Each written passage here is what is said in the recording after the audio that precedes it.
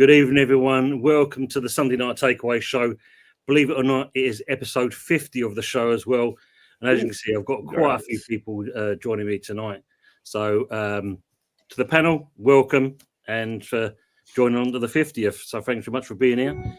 And to everyone in the chat, as always, thanks for being with us. And for some of us, it's going to be quite interesting. There's only a couple of people that's going to be quite happy about how their results were. Some others at the moment, as you can see, in the middle of us is just some hot chocolate at the moment. He will be with us at the moment. He's just kind of consoling himself, wiping away the tears. Does he still believe in miracles? Well, yeah, 54th Street, isn't it? Miracle on 54th Street. I think he's going with that one. But first of all, let's introduce people into the panel anyway. Anthony, how are you, mate? Start off with you first. I'm not too bad, Tony. You're not too bad. Looking forward to tonight's show. And I'll tell you what a good panel we got here. Indeed, we've got some new faces, as we see. Well, one old face and one new face. Don't be like that to Jez. I was about myself, mate. I'll be grand for a change. Oh dear. You know where this is going. It's going to be one of these shoes tonight, isn't it? It's going to be one of these shoes. How are you, mate? Good to see you as well. I'm all good, mate. I've been streaming most of the day, doing like gaming stuff, and just like I've got to the point now. I'm not doing all these watch-alongs. If the game's any good, then I'll change it into a watch-along. Other than that, if it's shit, which most of them are, then I won't bother. Like the Forest one, basically. That was shit. Yeah, it wasn't good. We'll talk about our game shortly anyway. Jez, how are you? I'm all good, mate. All good, yeah. Yeah, thank you for inviting me on, as always. We'll talk about your game as well and introduce a new person to the panel for the first time. And it's a fellow West Ham supporter as well. And leading Mike's, welcome to the show, son. Thank you for having me on. Big up to the panel. It's good to be on. Looking forward to the show. It'll be better than yesterday's game, that's for sure. Moving on swiftly. Yeah, no, we'll talk about that as well. And good to see him returning back onto the show as well. Charlie, how are you, mate? Not too bad, thank you. Thanks for having me on. I'm looking forward to talking about all the good games of the weekend, or the early one yesterday, anyway. Just fun. Yeah, probably one of the better results of the weekend, I think. Yeah, true. Yeah, we'll talk about your game first. Fun enough. I mean, I'm back in a set, mate. All right, mate. It wasn't exactly the greatest game from Arsenal, was it? But you've got it over the line, and it looks like you found yourself a new striker. Well, I mean, if you want to buy Sterling for the rest of the season, like, feel free. Big up, gun down. Oh God, I think he's one of he goes along the same lines as Pepe. Wow. No, he hasn't got it no more, is he? Let's be honest. He's past it. He can't go past no one. Can't run down the wing. I mean, I think we deserved the win, and I think we was a little bit lucky at the same time. But if you want to win the Premiership, you got to get through these games. So we'll take it the 3 points. Yeah, true. I mean, because don't get me wrong. I mean, Leicester, they did well to hold you back for so long, but as you can tell, they just couldn't get it over the line on that. I mean, Anthony, Jez, what did you make of the game yourself? Wow. Let's be honest, mate. It's the old story, isn't it? The old story. I totally agree with Charlie. Sterling, mate, what a waste of space. Best thing he can do is go back to Chelsea, go down the old pensioners' hospital, become a Chelsea pensioner because he's fucking rubbish. But he ain't that good. I'm being nice. But yeah, come on, man. I mean, we had not one shot on target in the first half. What's that tell you? And then our new saviour, Marino. Great. Well, I mean, good game for him. Good game. Well played. I won't knock it. But man of the match for me was the young boy, Enwary. I thought he was absolutely out there. but it's just papering over the cracks, mate. At the end of the day, you know. But we get all the usual bullshit about, you know, oh, we can still win the Champions League. Yeah, right. That's true. The thing is, sorry, Tom, go on, mate. I'll just say, you know, Gun Down UK just saying here, look, Patchwork FC can only last for so long. Yeah. Well, City are playing Liverpool next week. If they can beat them, we've got to play them still. You know, if we can nick a result there, then it's all up for grabs again. Mm. I mean, Wolves were unlucky today, 2-1, and like they could have nicked a draw again. Mm. And I think Wednesday night done them in. They was a bit rattled to draw 2-2 at Everton. Are you an Arteta inner? Oh, 100%, yeah. You are? Yeah. Oh, fuck me. Well, I'll look at it. There's 17 other teams who have to be where we are. 18, sorry. Say again? Oh, God. Who else would you have there? As manager? Yeah. Simeone, Inzaghi. Simeone was never going to come. He didn't want to come before Arteta was there. If you pay the money, Charlie, they'll come. An Arsenal team has not won anything in 5 years. Hang on, You're mate. mad. Hang on. We are paying this scrub 15 million a year, second highest manager in world football. Paid. We're paying him that money. You offer that to Simeone, they'll come. This is going to be a good show. As I say, Fucking hell. there's 18 other managers in the Premiership who would love to be where we are. It's what? There's 18 other managers in the Premiership would love to be in the position we're in right now. Really? Yeah, I'm sure they would. I'm sure they would. Yeah. I can't disagree with you on that one. But you tell me then. I mean, I don't want to make this an Arsenal show. No, right? I don't want to get off on a bad foot here, but we are already. But at the end of the day, mate, let's be right. Let's put it right. Yeah. What has he actually achieved at this club? We're left with a short squad. We haven't got a striker. Yeah, a proper striker, out and out. Guys like to buy left backs, goalkeepers. You tell me what the benefit of having Arteta is. Well, he got rid of all the shit that was disrupting the club, didn't he? He bought a load of shit. Well, Right. you're going to have that. You can't buy all these players and every one of them is going to be a superstar. You know, it's like any walk of life, isn't it? Yeah, but it's his pick. His pick. He picked them. True. Anyway, leave it there. Yeah. Yeah, my It's gonna be a fiery one. I can see yeah, it. he's It's gonna be fiery a one, very one. fiery. My opinion is roughly the same thing. You know, I watched the game. I thought the first half was flat. It was like a lifeless plimsoll. It was just rubbish. It was nothing there within the first half. Second half was a bit boring. And it needed Sterling to come off to change the game, to bring Mourinho on and to change the game a bit. That I do get. And with Mourinho getting the 2 goals, you know, I mean, obviously big up for him for getting the 2 goals.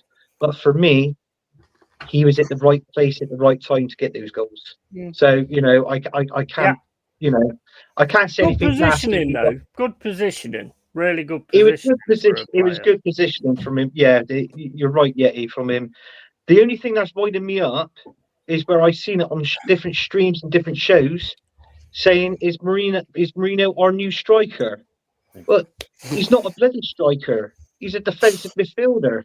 So that's got up my news over the weekend, you know, and I've put comments in quite a few shows. And but yeah, I mean, don't get me wrong, we scored 2 goals. We won the game, kept the clean sheet, got the 3 points, and then obviously we move on from there. But there was times where I thought for that game Leicester was going to score. And I mean, and that's totally, and that's see from that defensive from Skelly, you know, where he actually pinged the ball out for the corner. Yeah. I thought he was brilliant. He had a good game, Skelly. I don't know why Mikel Arteta subbed him off. I was quite surprised with that, you know. But it's like I said, his substitution, bringing on Marino for Sterling. I can't fault it. But regarding we got a It was crap lucky team. again, to be fair. Yeah, he was lucky. Yeah, we got a crap team next week. They're called West Ham, and but I don't know. I just think that there's something there. Like, I mean, obviously West Ham is on a different wavelength to obviously Leicester City. They're a much better team than them. It's obvious. But let's see if Marino can step up and do this within the next game. I'm not saying he's definitely got to score, but all I'm saying is when Mikel Arteta picks his team, don't put Sterling in it. You just might as well play Marino.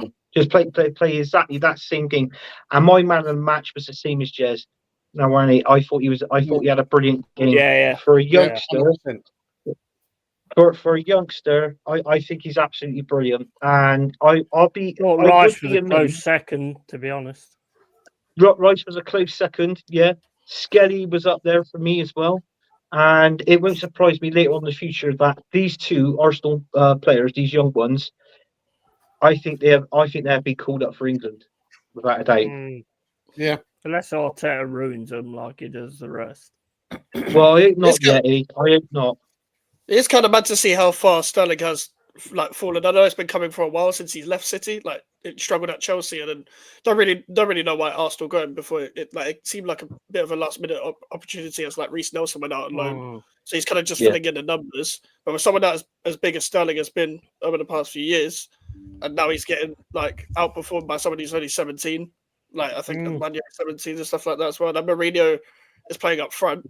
The problem I will say with Mourinho is that as much as like it may plug the hole for a quick sec, like if he does carry on like this for like a little patch, and maybe Arsenal will look at it and be like, okay, maybe we don't need a striker because if it goes wrong with Havertz, we've got another midfielder we can plug it up front, sort of thing. I think now it's just about getting results. Of course, like it's going to be interesting to see how Arsenal are like at this part of the season, chasing another team rather than being at the top for a long time and then dropping off. Because we've seen that when they were at the top for a bit the past couple of seasons, they couldn't really like carry on that same form until May. I think then again last year was one game, but for the first half of that season they lost 4. So that's kind of what deterred them away from the title in the first half of the season. But maybe them chasing might do them a lot more good. I personally think Liverpool are still going to win the league, but I think because neither team did really anything in the transfer window, you're kind of seeing who has a more ready-made squad for the title already, rather than who's actually building towards that squad. Because much as Liverpool need players as well, they've still got people like Van Dijk and Salah and Trent that can get them out of trouble. I think with Saka out, and it's a lot to put on Nwaneri to be like, maybe he's the next one to bail us out in terms of an Arsenal perspective. So it's going to be interesting to see how they change. But I don't know whether it's sustainable for the rest of the season because of how many injuries they're picking up. I feel like Arteta rushes people back a bit too much, a lot of workload. That we're playing full competitions all the time, and I feel like even when players do come back, he's going to rush them back unless there's already ready-made players that are playing more in their position already. That's been our problem, isn't it? Yeah. I feel like if Saka comes back, for example, like he did this. One year he's just going to be taken out of the team, and Saka's going to be put in there, and that's what I was saying to Cole the other day. It's like 1 year he's doing well, and he looks like a really good player. But the thing is, when like Saka comes back, he's just going to drop him straight to the bench again, and he's not going to be happy about that because he's the one that's shining out of all of them at the minute.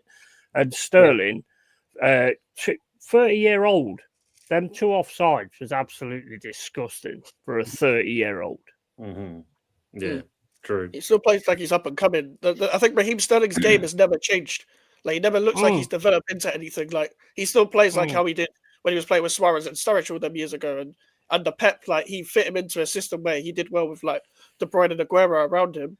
But when you take those players around him, you're seeing him a lot more like trying to be the main guy, but he can't be the main guy. He has to be the guy who's next to someone who's world class already, as we see with Suarez and Aguero and De Bruyne, etc. Like I feel like when he's trying to be the main guy, when you're seeing a lot more of him, the spotlight's more on him, and there's the big name players around him. He can't carry that responsibility. Like with those offsides, he's had that in his game forever. He's never been able to improve for some reason. When you've got good players around you, it shows you out. Yeah, you know, you can either be as good as them, or where they're so good, it shows you how poor you really are. Yeah. Can I, Charlie? Can I ask you a very quick question, mate? Of course you can, mate. Right. What is it that you see in Arteta that makes you think he's going to succeed or take Arsenal to the glory days? Well, the thing is, when we was bottom of the league, I knew then they was going to back him all the way. Otherwise, he would have got the sack. Right, and he got rid of all our trouble. Ozil, Aubameyang, you know, they was disruptive players. He's got rid of them. He's bringing players through from the young boys, and it's all right saying like he brings players back, but he does what he thinks is right. And I think that probably not this year. I can't see us topping Liverpool this year, but you never know. But you know what they say: be careful what you wish for. And it's all right saying, but what player has Arteta made better? Huh? What player has Arteta made better? Well, Saka, Nweri, Lewis Skelly. He's brought them all Saka through. was already good. He never bothered with 1 year in. But he's a lot better now, even though he's injured. He's not progressed any player. I mean, look, I'm not an Arsenal fan. I'm not getting involved in this. Jez, you deal with this shit because I'm Forest. No, everyone's got an opinion. But because I want to back Arteta, I don't mean that, you know, everyone's got their own opinion. But yeah, 100%. I think he's a clueless manager, mate, personally. You just said another year. Yeah, well, if they sacked him, Jez, and brought someone else in, even Simeone, do you think he'd win the league in the first year? Probably. No. He's level. He'd do it quicker than Arteta's done it. He's a proven winner. Proven winner. Well, we had a proven winner in Emery. Got us to a European final, yeah, in his first year. Yeah, and look what happened that night. Yeah. Absolutely mullered by Chelsea. Because the players didn't turn up. And it wasn't just the players that didn't turn up, Jez. It was because, in all fairness, I'll be honest with you, this is my own opinion as well, mine. I don't think, obviously, we know Unai Emery wasn't backed like Mikel Arteta was.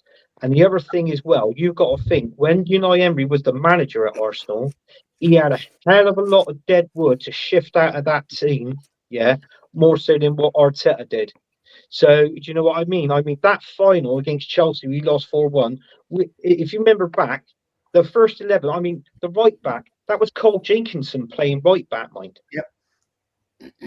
You know, then we had the likes of Mustafi in the midfield, in the defence, and that sort of. So we had all these sort of players that weren't doing nothing, but Unai Emery was there and he got us to a final.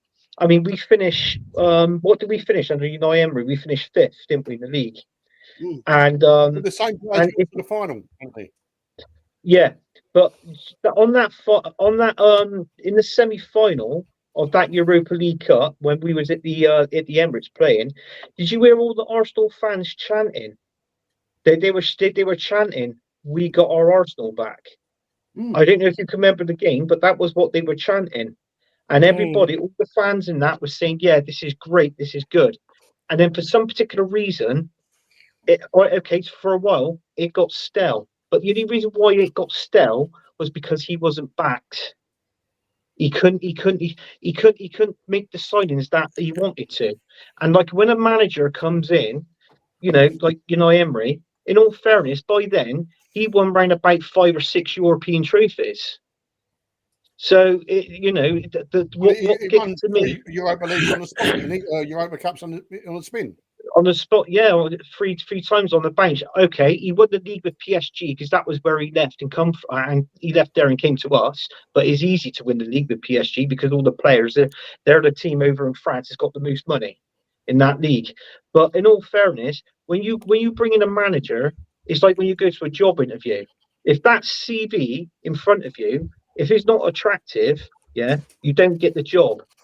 Unai Emery's CV was attractive. That's the reason why he got the job, right? But then when he was sacked, and then I watched it on breaking news on Sky Sports News, yeah, that they were saying, "Oh, we've got our new manager." It was outside of a house, and then you had Edu, another guy walked out, and then suddenly Mikel Arteta walked out, and then that was it. We knew it was Mikel Arteta. And in all fairness, Charlie, I'm just going to say this, and I thought to myself, oh God, why have we got him? Because in all fairness, that at that time, Carlo Ancelotti was out of a job.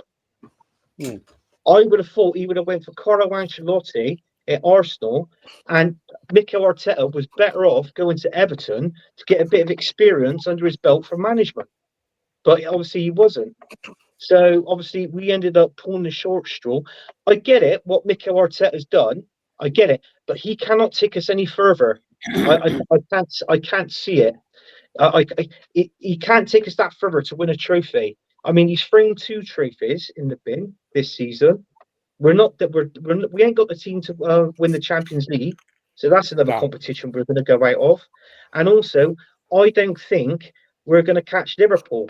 And you look on the last couple of games now. Look how form Man City's been in. This is the time of year as when with Man City, they put their foot down on the accelerator and they just ride through every single one of their opponents from now until the end of the season. So you got to say they're up there as well. It won't surprise me if they finish second. We've done it a couple of years, didn't we? The last 10 games we won 2 years running. We did, yeah. Normally with City, and they're normally up there anyway. They're normally on top of the league. They are up there, yeah. You know? But I'm just saying, with the way Man City are playing at the minute, I think they'll finish second. I do. I think it'd be Liverpool first, Man City second. We'd be lucky to get third or fourth.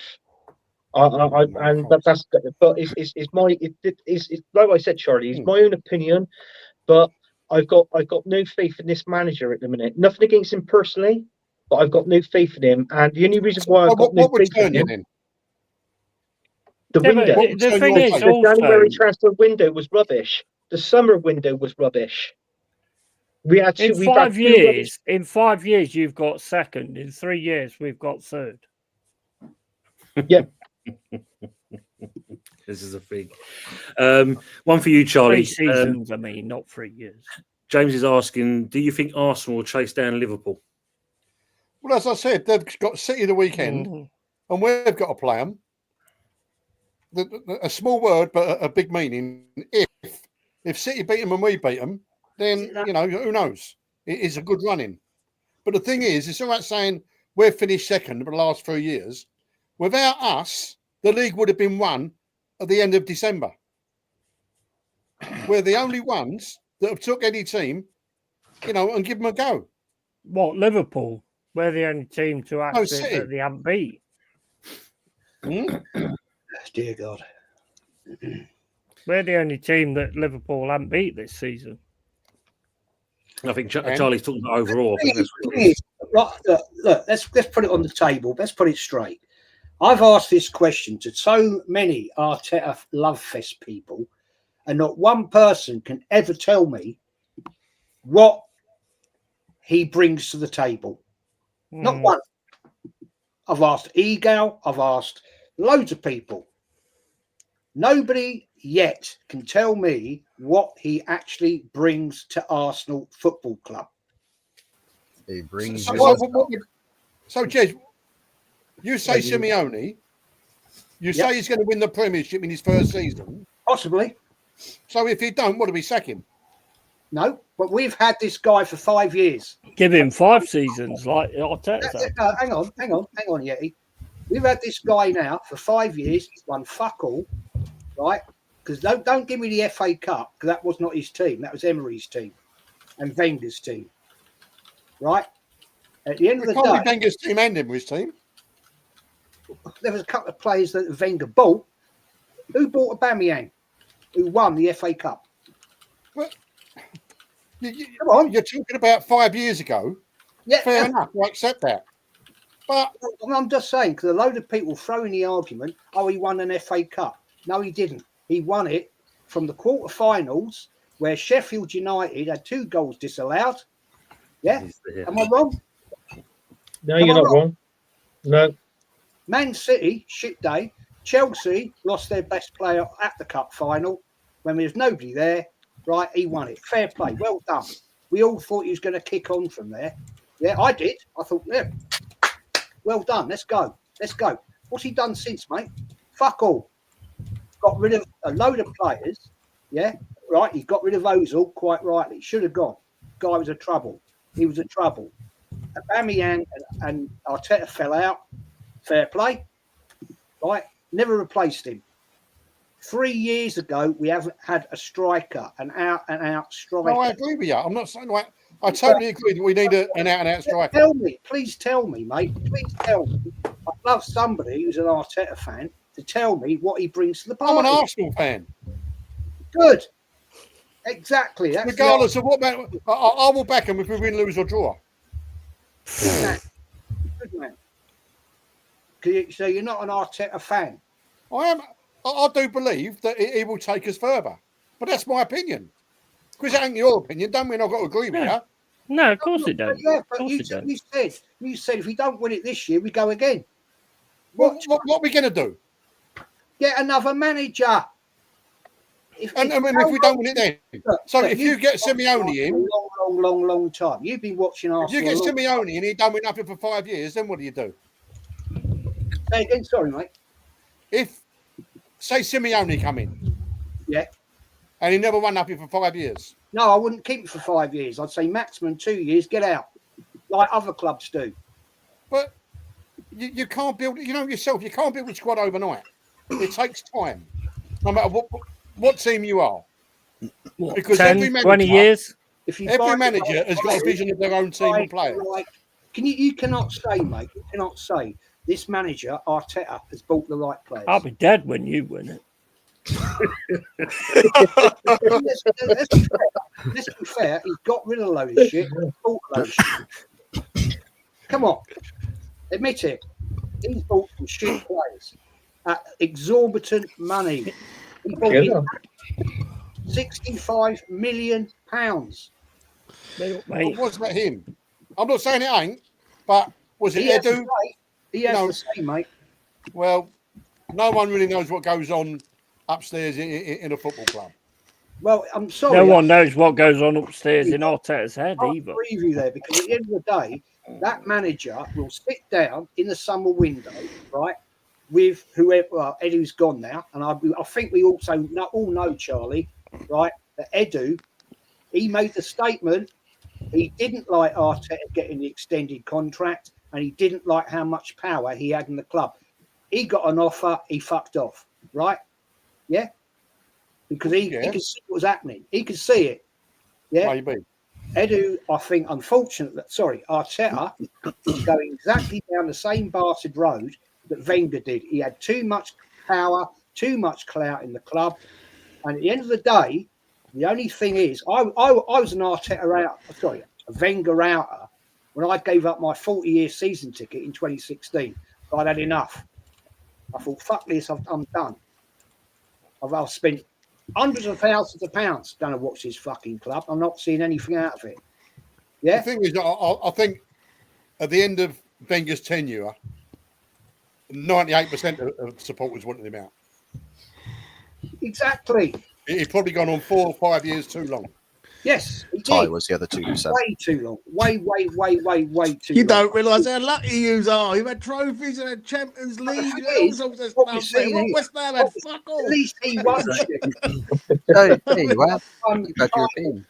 He won titles. 2 doubles. What's this guy done? He's a scrub. Right? You've never won the Conference League, though, Jez, have you, son? Never. Yeah, I mean, we can sing that to you next week. Oh, no, we wouldn't want to win that, mate, because that's below us, like the Carrier Bag Cup. We don't want to win that, mate. We've got bigger fish to fry.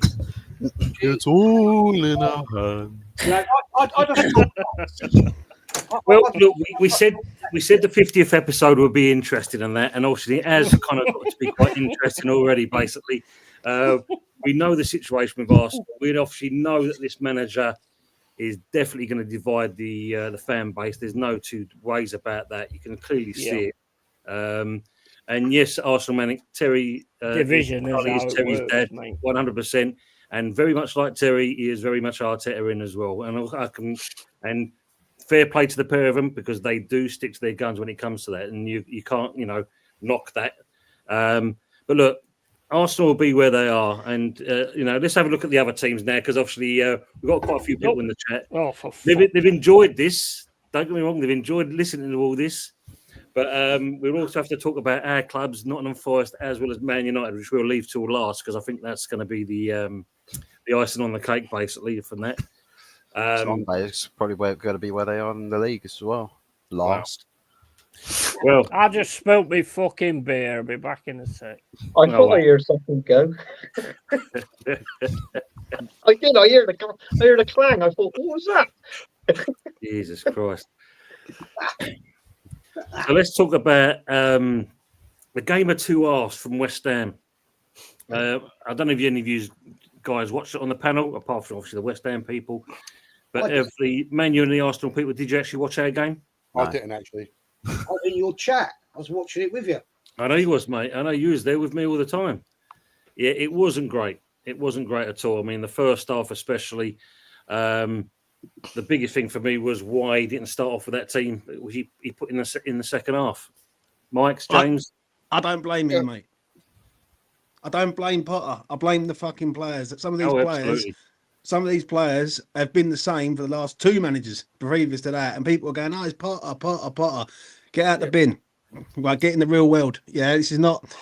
These players are shit. Some of them, and my biggest fear is that I'm happy that there's three shitter teams than us. Yeah. Because if we was one of them three shitter teams, we would be relegated this season. We're not good. We rely too much on Bowen. We've got a defence that keeps conceding goals. We've got no midfield. I'm going to say it. We haven't replaced Rice. I know it's hard to do. Because he's a top player, right? Some Arsenal fans agree. Some Arsenal fans don't agree. But he's a top player for us. He was for us. And we just haven't, people need to stop blaming Potter, mate. Like yesterday, for me, I make it short and sweet with me. Game of two halves. First half, we was shit. I understand that he changed it at half time and we looked better, but we had to look better because we was that shit in the first half. Like you couldn't get any worse. Do you know what I'm saying? So being better doesn't mean to say it was amazing. Right? It was just better.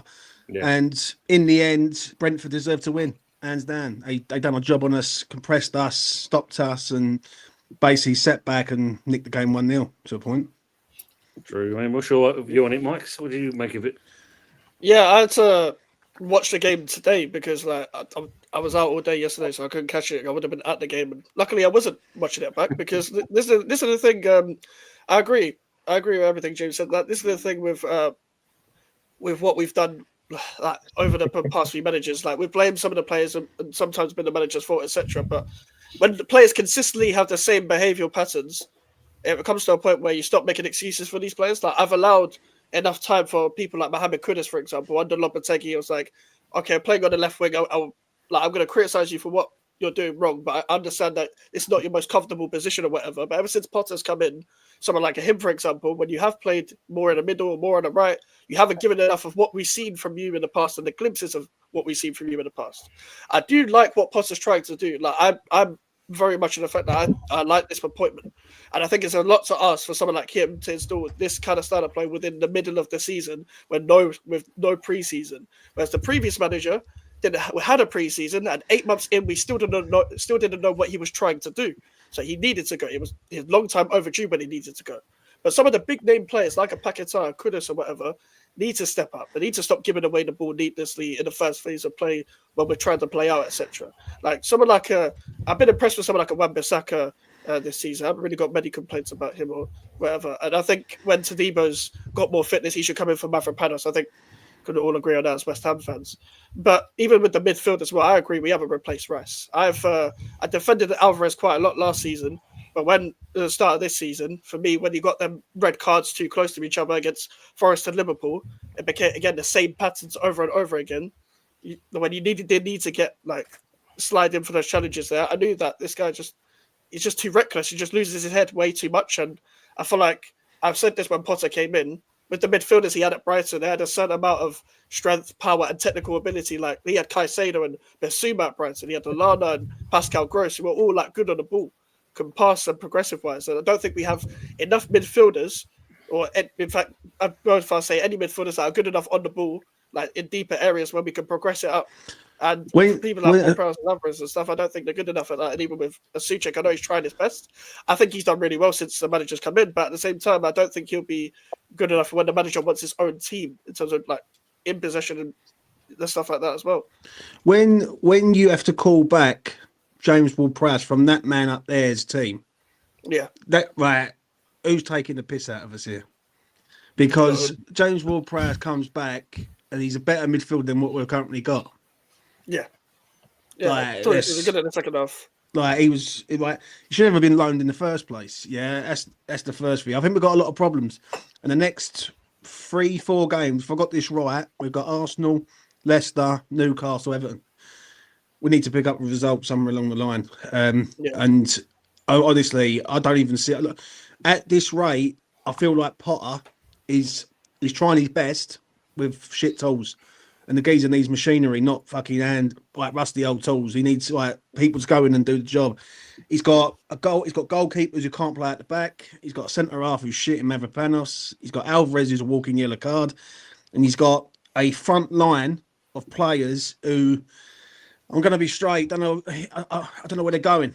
I don't know where they're going. Like Evan Ferguson for me, we've signed a player that we're going to develop for another club. How the fuck does that make any sense? Do you know what I'm saying? Like, it just, for me, it's a lot of stuff. There's a lot of stuff. And it starts at the top, it works its way down. And that's what it is at the end of the day. Am I fearful of relegation? And someone just said it to me on Twitter just a minute ago. Oh, don't worry about it, James. We're fine. Fuck me, mate. I've seen West Ham go down on 43 points. Yeah. Until we're safe, until it's the final game of the season and we're 4 points clear of safety, then I'm happy. But until that time, West Ham are never too good not to go down, mate. Yeah. I hate that comment. You're too good to go down. It just does my fucking head in. Yeah, I just agree with the point earlier about that. My exact thing on my match reaction yesterday was we're lucky that there's 3 teams worse and 4 teams worse. Like Wolves, Leicester, Ipswich, and Southampton for me are battling it out. Like obviously, you can never say that you're guaranteed to stay up or whatever. And that's the thing. Like I don't know who's going to go down on them 4 specifically, but for me, I'm not worried about going down. But you can never be sure, as you said, when it comes to West Ham, because it's West Ham. Like you're never too sure what's going to happen. And I do agree with the points earlier. It's just like for me, like it's a repeat cycle from the top. Like it's never going to progress anywhere unless the top fix up. I've had such a mess up the top in terms of structure and some stuff like that as well. It feels like nobody is aligned in the same direction at the club, and I feel like it was kind of the worst time. As much as I wanted Potter to come in, it's the worst time to sort of hire him in the middle of a January transfer window. And also, you should have hired him after the Leicester game, where it wasn't 1 day before an FA Cup game where you had 1 training session, which was kind of ridiculous in itself. And I agree with the Evan Ferguson point as well. Like we're just developing him for another club. So either they sell him for a bigger price to another club where they'll price us out, or they'll just keep him because they see him as a good option if he does well here. There's a lot. There's a lot. And when I do hear it from other fan bases about their clubs, I can understand it. But they're never in fear of going down. They're always in fear of going down. And any West Ham fan out there goes, right, the old guard used to say, well, we need to get to 40 points. That's the first thing. Get to 40 points and then we're good. But the biggest fear with me, I'll just say this quick and I'll let anyone else wants to land. Yeah. At the end of the day, I think if West Ham ever slipped into that position this year, I don't think they've got the people in there to get them out of it. I think Mo is a player that is flat. His mindset on the move elsewhere.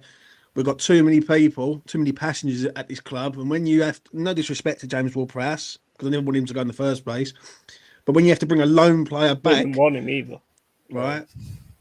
I know you didn't, but when you bring a lone player back, and he looks better than what you currently got, that tells me all I need to know about what's going on in behind the scenes at West Ham, mate. To be honest. Yeah, that's the thing. There's a lot of points between it though, as well. Because I mean, Wolves are 19, you're 27. Yeah, but what it is, we've got 10 points but we've got Leicester. Well, I'm not being funny. We ain't beating fucking Arsenal, right? Well, we ain't drawing against Arsenal, right? If Arsenal score first, Arsenal will roll us about 2, 3, 4, 5. Even if they ain't got any strikers, the big one's Leicester on the Thursday night. If we lose that game against Leicester, then panic stations are going to start appearing because then we've got Newcastle. We've got Newcastle 10 days later, and then we've got Everton away, which fucking hell, the David Moyes in that thing, and which is still carrying on now to this day, is driving me completely mental. Got half the fan base who literally can't let go of the ex-bird, and then you got the current fan base who are trying to get on with the new bird, but the old bird keeps appearing. Do you know what I'm saying? It's just, honestly, mate, it is a fucking joke, honestly. And some of them I'm trying to strangle, and I love David Moyes. Listen, David Moyes gave me my best moment in 2023 of my 38 years of life, and I will never ever forget him for that. But sometimes in life, it's like an ex-bird, you've got to let it go. Or an ex-wife, you've got to let it go and move on to bigger and better things. Do you know what I'm saying? Definitely. Too much of online. Have you got a star in your shirt for winning that one? Yeah, it's probably Sullivan charges extra for that. 100%. 100%. We know what the they've got a chocolate store. They ain't got a real one. I'd had to throw it in there because we know what the Yeti is. He's going to come out. They got one like what you get in a Kinder Egg. What about we won the World Cup in '66, West Ham? So don't worry about it. We've got our one star already. We're there. Done. Simple as that. Question for the West Ham boys. Gundown UK, big up to yourself. And he's saying, how long before Kudus wants out of West Ham? Nah. Probably does now, yeah. I was going to say, like, his agent's probably already talking. He changed agents not that long ago. And to be honest, before this season, I accepted he was going to go, but I thought he'd have a good season this season. We sell him for the release clause. We'd be lucky to get even half of that the way he's playing right now. And that's why I have high expectations for the bigger names at this club, because you've got to step up. Like, anyone can be criticised at this club. Just because you had a few glimpses of good performances doesn't mean when you go on a bad run of form, I'm not going to criticise you. There's no such thing for me as credit in the bank when you're not performing now. Do better. I don't think he's a bad player though, right? Listen, I think his confidence is shot to shit. Yeah, listen, Lopetegui does that to people. Like he's done that to enough all our players. Yeah, so I don't think Kudus is a bad player. I just feel that he's just lost his way, and sometimes you can't keep defending the indefendable. Like you just can't. I can't keep defending this man when he's playing shit. Do you know what I'm saying? So, like, he's not 85 mil. I know that right there. Right. And if someone comes in the Premier League and wants to pay 85 mil for him, I think they're on drugs, if I'm being severely honest. But it goes sad. 38 million. Yeah. His release clause is 85. And the thing was, Charlie, in the summer, I think it was 1st of July, no one triggered it. No one came in for him. That's why he's still with us. Now, probably, at the time, he probably would have been worth it when that season before, when he was decent. But since, as James just said there, when Lopetegui came in, I've said it, and Anthony knows this as well, and most of the boys on the panel know it. For me, it was the Spurs game when he got himself sent off. That was down to Lopetegui and frustration. That was, in my eyes, that was that. It might have been the Brentford game when he took him off at half time. Oh, well, there's that as well, yeah. But the thing with Van der Ven at the Spurs game, that was clearly down to that. Yeah, as James said earlier, that's what Lopetegui does to you. Literally, somehow made every player look dejected out there, and every player look way below their standard. As much as they're not performing now, you can still see that Potter's getting something out of some of these players. I said way before Potter came in, like every midfielder that we have, if you're going to give Potter the long-term deal or whatever, would need to be upgraded on, but for the way he wants to play. Simple as that. He had a certain amount of power and technical ability at Brighton with Caicedo and Basuma, etc. We ain't got that. And would you West Ham boys have Moyes back? Oh, you done me there, son. No. You answer. Who wants to answer first out of the three of us? I'm still saying no, but I'll answer it. I'll answer first of all. I think if you look at it for me, Charlie, his time was done. The season before he went, I'm sure it was put on the table then that his contract weren't going to be renewed, because how he was on that last season before he went was nothing like the previous three. You could tell he was just going through the motions, in my eyes, he was going through the motions, and it showed the way West Ham played. But that's my opinion of it. I agree. I agree with Tone to a point, but there is some things that was taken out of context massively from our fucking owner. Now, when someone hands you a contract and the man says, right, I'm going to wait because some of the terms and conditions on the contract ain't right for him, he's got the right to say that. In any form of business or work or whatever you do in life, yeah, you've got a choice, yeah? The moment Sullivan pulls the contract away, it's an insult. And I understand why Moyes said, you know what, fuck you then, to a point, because I've done this, I've built this club up, right, with 8th, 6th, 7th, 14th, trophy, 9th. That's not bad going for West Ham United Football Club, considering we've only finished in the top 10, I think it's like 8 times in the last X amount of years. Would I have him back? Do you know what? When you look at Everton and the stability, my key thing with West Ham is stability, because we lack it in many, many departments. And Moyes did make us stability. Right, he sort of shut the noise from Sullivan and all that. So if someone said to me right now, would you have him back and reset everything again? I probably would do, mate, if I'm being honest. I really would. Yeah, not to say anything against Potter, but when you've dealt with Lopetegui, Pellegrini, Bilic, yeah, and people like that over the years, and you get to a David Moyes who basically stabilised everything and took us on a journey. Who am I to say no to that, mate? If I'm being honest. I think. So, I agree. Moyes in or out? Me? Was it Moyes in or out? Nah. I backed Moyes all the way to the end, man. Right, because he's the manager of the club, yeah. And for me, I felt like there was two sides of the coin. People have got this entitlement that they think we deserve better. I've got a realistic entitlement to say that what he was delivering was better. And there's two. Like, I'd rather see what's in front of my eyes and contain that. And I was worried. I'll be straight. I was worried because I know what Sullivan's like as our owner.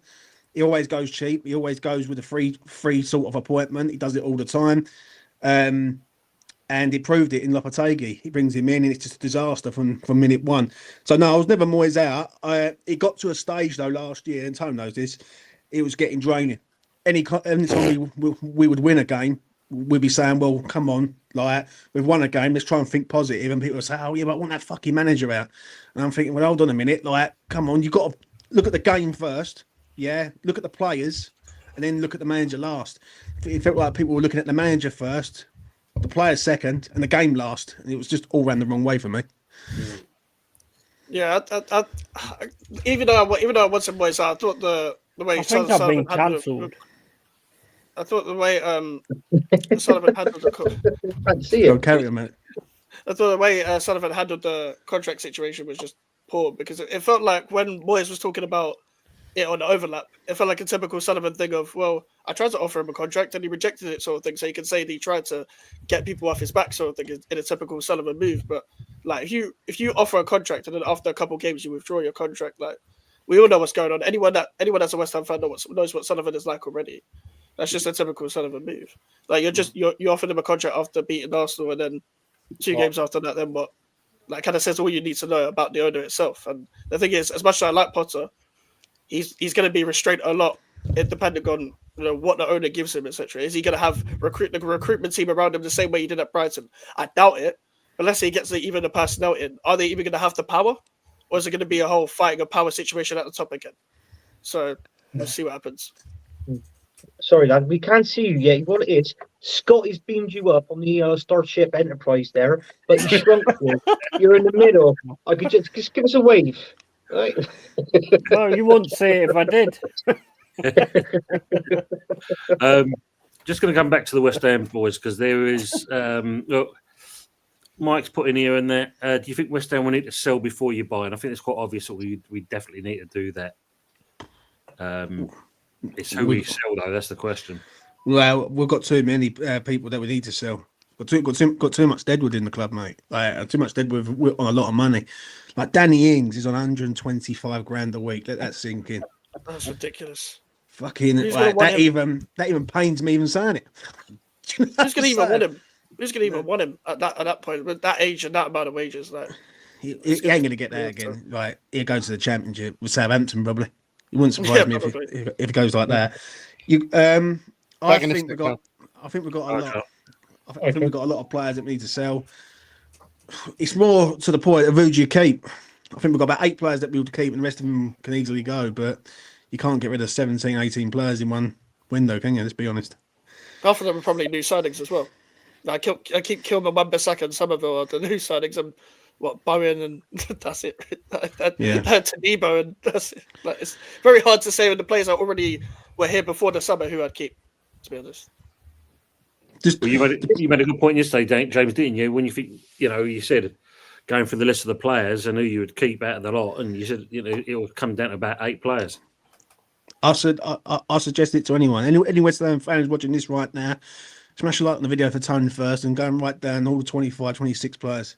I can guarantee you, if you used to write them all down and be honest to yourself, you keep about 8. And that's not me being over dramatizing it or fuck all. It's like me being honest. Like, I just feel that Potter's got the drama. The drama. Oh, these Forest fans only celebrate when they win, don't they? I can't wait to 10 players this season, West Ham. I had so much shit on our show. Being an Arsenal fan, we didn't sign 1 player. And this guy above me was saying, "Well, Anthony, we signed our 9th player. Yeah. What have you signed?" And it's like, I couldn't say anything because we didn't sign fuck all. And then after they signed another one, and then it's just gone fucking downhill from there. I know. Well, it ain't looking good for us, mate. What was it? We signed 9, and we've got about 4 that's any good at the 9. So, it's just crap, really. Yeah. Sounds like an episode of EastEnders. Boom, boom, boom, boom, boom, boom, boom, boom. What has happened to Nottingham Forest? Yeah, the wheels are starting to wobble. Nothing. What has happened to Forest? Views. Nothing, mate. Nothing's happened to them. But 2 weeks ago, you were giving it all. We're just taking a break. We're taking a break. How was you feeling against their Dubai trip? How was you feeling against Exeter the other night, mate? Because I was literally watching it and I was thinking, I bet he's going mental. He's going mental and penalties. We should have won that in the first half. I mean, the amount of space that Sangari had, he made 1 good through pass to Awonyi, who's injured again. I mean, but fair play. I get that injury. He was brave. He went into the goalkeeper and, smacked his fucking head into his head. So he's obviously broke his nose. I mean, the way he reacted, I was like, bro, I've broke my nose in the past. And it's like, I ain't reacted like that. Like he's on some kind of theatre shit. And he's injured again because he's broke his nose. But he was worse than yesterday, but yesterday, if you want to talk about that, Fulham are a bastard team for us, 100%. We just cannot seem to sort of get over the Fulham thing. And I'm not going to sit here and say that we didn't turn up or anything like that. They were just better than us. They was absolutely better than us. I thought for the first 10, 20 minutes, I thought we was decent. We was doing some decent passing and stuff like that, keeping quite a lot of the possession. But then they break and for fuck's sake, Emil Smith-Rowe, my fucking big toe's taller than him. How does he get a fucking header? It was ridiculous. Absolutely shocking.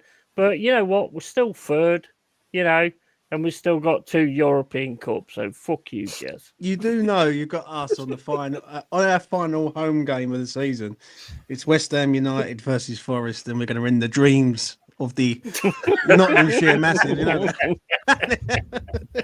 You'll be crying in your winter bits as we speak, 100%. The only dreams I see you. The only dreams I see you taking part in at the minute is nightmares. So you ain't getting me no dreams. I know, man. That's a guaranteed 3 points at the LS, mate, for us, 100%. Ward-Prowse free kick winner, imagine. It's on the card, isn't it? Ward-Prowse comes back and imagine 100%. 100%. Imagine you get Conference League because of Prowse. That is just poetry, isn't it? Finally scores a free kick. Now I'll just have a look at the table. You're 4 points clear of Chelsea. I think City will overtake you eventually, but I think they will eventually. Yeah. But 4th's definitely on. 100%. Fucking Bournemouth. Look at Bournemouth at the minute. Yeah. Right. Oh, they're on a tear at the minute, aren't they? And big respect to them as well because they deserve it. Yeah, and big up to Matty in the chat as well because I know he's watching this as well. So yeah, Bournemouth doing very well. Yeah, big up Matty. To my good old friend Lone Star, as always, Tony Arteta says congratulations on 50 episodes, despite the fact you haven't won a single argument. I don't argue. That's the difference. Well, he's not won a single thing, so that's the same as that, isn't it? Yeah, killed it there and then. Don't forget, Moyes was having a dreadful season in the year we won the cup. The football was dross for ages. Very true, Ian. Yes. Have you disappeared? No, I can see you quite clearly. I did for a minute. I did actually disappear. But the thing is, I just want to go back to that comment with Ian, yeah, because shout out to Ian. I can understand the football was shit, but are we picky in regards of trophies? Because if West Ham finished 14th every year but won the Carabao Cup or got to the final for the Conference League, I don't think no one would fucking care, mate, if I'm being honest. Really. Like, do you know what I'm saying? Because the way my attitude with this, I had this conversation quite a lot with people, really do, especially on E20. And one side wants to see attractive football, the other side wants to make memories. But I'm one who wants to make memories. I've seen good football, and we've won nothing. So I'm not going to sit there and sort of go about the good football side of things. Like, the thing is, that Conference League means a lot to many West Ham fans, but then some people downgrade it and go, it not so much rival clubs or other clubs because that's up to them, but even our own fan base downplay the trophy that we've won. It's the first one we've won in 40 years. Now, if someone said to me right now that Bournemouth are going to get in the Conference League and go and win it, you tell me a Bournemouth fan who's going to have the ump with that. Do you know what I'm saying? Because they're not. Like, it's a trophy that makes it. That's where you're going wrong though, because when like Arsenal win like a Charity Shield, they changed the name to a British Super Cup. You know, and that's what you need to be doing to make it's the English Shield Cup. Yeah, it's the English dog plate. That's what it is. Actually, win. You're wrong. If you go into Google right now, and look and type in what has Arsenal won, right, in trophies, they Google classify the Community Shield, old Charity Shield, as an English Super Cup. That's very true. So they can actually read it right here. Wow. Yeah. So these gooners can actually read as well. That's 17 times. It's called the FA Community Shield, and it is sponsored by McDonald's. You know what I mean? Shout out to McDonald's. And you've won it 17 times. So. Well, where's our fucking star? Hold on. Arsenal actually won the Football League Centenary Trophy. They're the only ones to have done it, I think. But yeah. You'll never sing that. Intercities Fairs Cup. Have you heard of that one, Chez? Yeah. I was there. Yeah. I was there. All right. Usual witnesses to it. Newcastle won that the year before, didn't they? The season before, Newcastle won it. Then Arsenal won it the season after. That's right. Yeah. Love you, Lawrence, for this as well. Tony used to be slow with the comments. Now clicks them in and out like spam emails. Yes, I do indeed. There's a few people. Just don't go on Google and look up dogs and cups because that's not a good dogs and cups equaled win. There's a website for that. Yeah. I must admit, listen, from an outside, because I know a lot of Arsenal fans, especially like I used to live in North London in Hornsey, funny enough, which is round the corner from Arsenal football ground. So me being a West Ham fan, it was epic. When I used to hear a lot of stuff that Arteta does, it does baffle me. I can understand the frustration because you don't act like that and do sound effects and light bulbs and dogs and things like that. It's just fucking, it's a bit mental, isn't it? Do you know what I mean? That's not even me taking the piss. I'm actually being genuinely serious. Like, it sounds like a bad porn movie, to be honest, doesn't it? It does. We're doing samba and yoga. That's what we're doing now. We're doing samba and yoga. Nico Arteta's got us doing. Our players. Say that again. Yoga. Yoga and samba. Samba, they're listening to all this relaxing music and trying to get them to relax when they go out on the pitch. Instead of having your mindset where you go out on the pitch, honestly, it's literally, I've read it on Arsenal websites, I've heard it on streams. Literally, I've even said it on the show, haven't I, Tane? The funniest thing will be is if Arteta ends up on Strictly Come Dancing, man. Does he like, like before a I game, will does piss he play the myself, mate. umbungo? I will think of all Does he play yous. the umbungo advert? Well, Tony Adams went on there, didn't he? Oh, yeah, that's true. So did Merson, though. So Paul Merson. Yeah, Mercer as well. As we're on the air and that, just want to say to people in the channel with that, thanks for hanging around with us still. I will be putting the description of all the guys that's on the panel and that, so make sure you go and hit a like, share, and subscribe to their channels as well. Make sure of that. But we will move on to Charlie first of all, and then we're going to come with Fuzzy with his go. So Charlie, if you'd like to introduce yourself and obviously last man standing, please. Right, yeah. As many of you may know or may not know, I run a football game called Last Man Standing, where all you have to do is pick a Premiership team to win every week. Has to be a different Premiership team, though. It's £20 to enter. If you draw or lose, you're out till the next round. And since I've been doing it, I think we started off with about 100 players. We're now up to 380 odd. The jackpot now is over £6,000, and it's very good because it gives you something to talk about when you're in a pub with your mates and whatever, rather than get drunk and talk a load of old shit. You know, you're who did you have? Who did you have? You're through, and it's quite good. I finally got Tony in on it. Took a while, but I've got him. I've got his wife. I've got his sister-in-law, his brother-in-law, his boy. But it's just good fun. I mean, it's just something that, I mean, other people do it as well. Don't get me wrong, but we're building and building and building, and you know, our jackpot is going up every single game.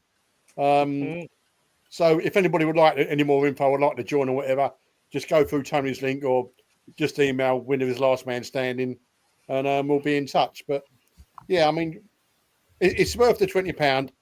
It lasts between sort of 6 and 9 weeks, and it's just a one-off payment. So Back in the that's my sort of thing on it. Tone, thanks very much, mate. No worries. I'll move on. Where do we find it, Charlie? Where? Sorry? Where do we find it, mate? Just go on Facebook, winner is last man standing, or Instagram, or email winner is last man standing at mail.com. I say we're getting more and more players every game. We started off, I think the first jackpot was about £2,500, and now it's up to nearly 6.5. So there's more and more players joining every single time. And it just gives you something to talk about and something to look forward to. And people think it's easy to pick a Premiership team to win. 112 players went out this week on Aston Villa. Yeah. Oh, You know, it's So- not as easy as you think. It's some. And if it's any somebody gets consolation, Tone, stitched up. only 4 players went out on West Ham. So if somebody gets stitched up and pulled like Man United, they go, "Oh, fucking hell, here, Charlie, just take the 20 quid, I'm gone." Well, is that what they do? You have to let me know because I like to book my holidays in advance. You know. I did happy. But yeah, I'm sure Tony will put it in the link and whatever. Yeah, I will do indeed. Make sure of that. But yeah, if you're interested, people in the chat, just let us know, and that I will put it in there, and we'll kind of mention it in the community page as well, and obviously try and bring it up to the next couple of shows we're doing as well. Do you get a discount off of that? That comment, do you get a discount off of that? Are you? No, do you get a discount off the last comment you put up? No, not at all, mate. Which one? This Like, one? Yeah, Sullivan Sex Toys. Because did you get a discount? Any of you lot? Absolutely. Yeah, West Ham fans. We get a discount on all the sex toys. Oh, I think he's looking for. And don't forget, he works at the airport. We don't know what comes in through customs. oh, it's true. This is true. I'll have that. Oh. Anthony's obviously looking for discount. Yeah, it looks like it. Yeah. I'll tell you what, that the weird shit that goes on down that West Country, man. Seriously, you know what I mean? dear, oh dear, oh dear. Oh. So, quick one for you West Ham fans or West Ham things, yeah? If Potter comes second in the league this year, what would you think about it? Is it something you'd aim for? Yeah, I think how the fuck has he done that? To be honest. You'd love it, wouldn't you? Yeah. And what if he comes second again next year? I'd be like, how the fuck has he done that again? I say he's consistent. Wouldn't it? And you'd want him sacked, wouldn't you? I know what you're saying. He said about Arsenal fans. What I'm just waiting for someone to come out and see it. I'm not going to say it. Yeah. The thing is, though, Charlie, I mean, I get what you're saying on that. You know, when Charlton was in the Prem with Alan Kirbishley, you got to think he got him up to 40 points and literally shut up shop. Yeah. Charlton fans called for his head. Look where they are now. Yeah. So it proves what you wish for. Absolutely, mate. Absolutely. I mean, what does second actually get you? Oh, here we go. It gets you 17 places above anybody else. Get you a dog, yes. Well, Get you a dog. Let's be honest. Let's be fair. Let's be honest. Coming second. So would you rather we finish 8th or 9th then? was no different to paying fucking second, is it? Well, yeah, it is. What it is, I just want to say this, yeah, is that I think where he's been here for such a long time. How long has Arteta been here now? 5, 6 years, isn't it? 5. 5, yeah. 5 years. Yeah, because he was there. Nobody remembers second place. He arrived 2 weeks before Moyes arrived at West Ham. I think it was 2019 he signed for Arsenal, Arteta. And the thing is, where he's took Arsenal from being that eighth, then start to build them up. No, you're wrong. But where am I wrong, Jez? He's Arteta was 8th, 5th, second. Right, so he's 8th, 5th, second. So he hasn't progressed. Right. That to me is progression. The only thing I will give the Arsenal fans credit for this year is that when you come so close last year, this year they should have been where Liverpool are.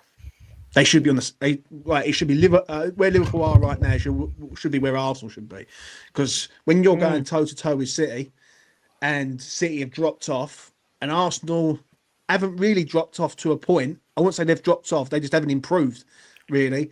And Liverpool have just come from nowhere and gone there. And Liverpool fans, I'll be straight, Liverpool fans didn't believe that Slot was going to get them. They would have been happy with top 4. And to be 7 points behind Liverpool right now, and you go for Arsenal's side, they need a centre forward at the club, which they've been crying out for ages and haven't really sorted it out. They haven't really got a bench with any note. And if they lose 2 or 3 players, then their squad starts to rotate around, and it's not as good as like a City or a Liverpool. If Liverpool go and lose Salah, they can bring up like Diaz in or someone else in, or like they can work, strength and depth and things like that. So I think the only reason why Arsenal fans have got the this year, especially, because last season they were so close to City, and they got done right at the death, and this year, they're miles away. Really, to be honest. Mm-hmm. That's what I think. Like, and with the money that they spent, also. The thing is, I mean, you know, I get what people say. Some people think this is the Arteta is the Messiah, right? I never wanted him from day one. I didn't want him as a player. He was a panic buy.